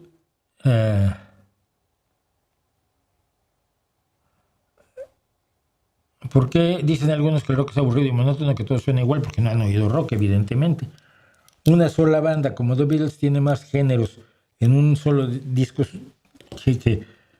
que muchos en cualquier otro lado.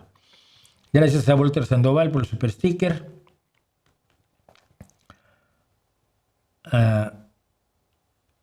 Bueno, Pues con eso terminamos. Muchísimas gracias por acompañarme. Ha sido un día difícil, lo sé. Y si alguien quiere enojarse conmigo, pues enójense. Si quieren invitar más gente, invítenla para que esto se enriquezca. Y por mi parte, nos vemos el próximo miércoles con un nuevo vídeo de A Fondo. Nos vemos el jueves aquí a las 7. No sé si con nuevo nombre todavía no, pero nos vemos de todos modos aquí a las 7 para comentar cosas, para hablar, para pensar juntos. Y mientras tanto, ahí les dejo mi reputación para que la hagan pedazos.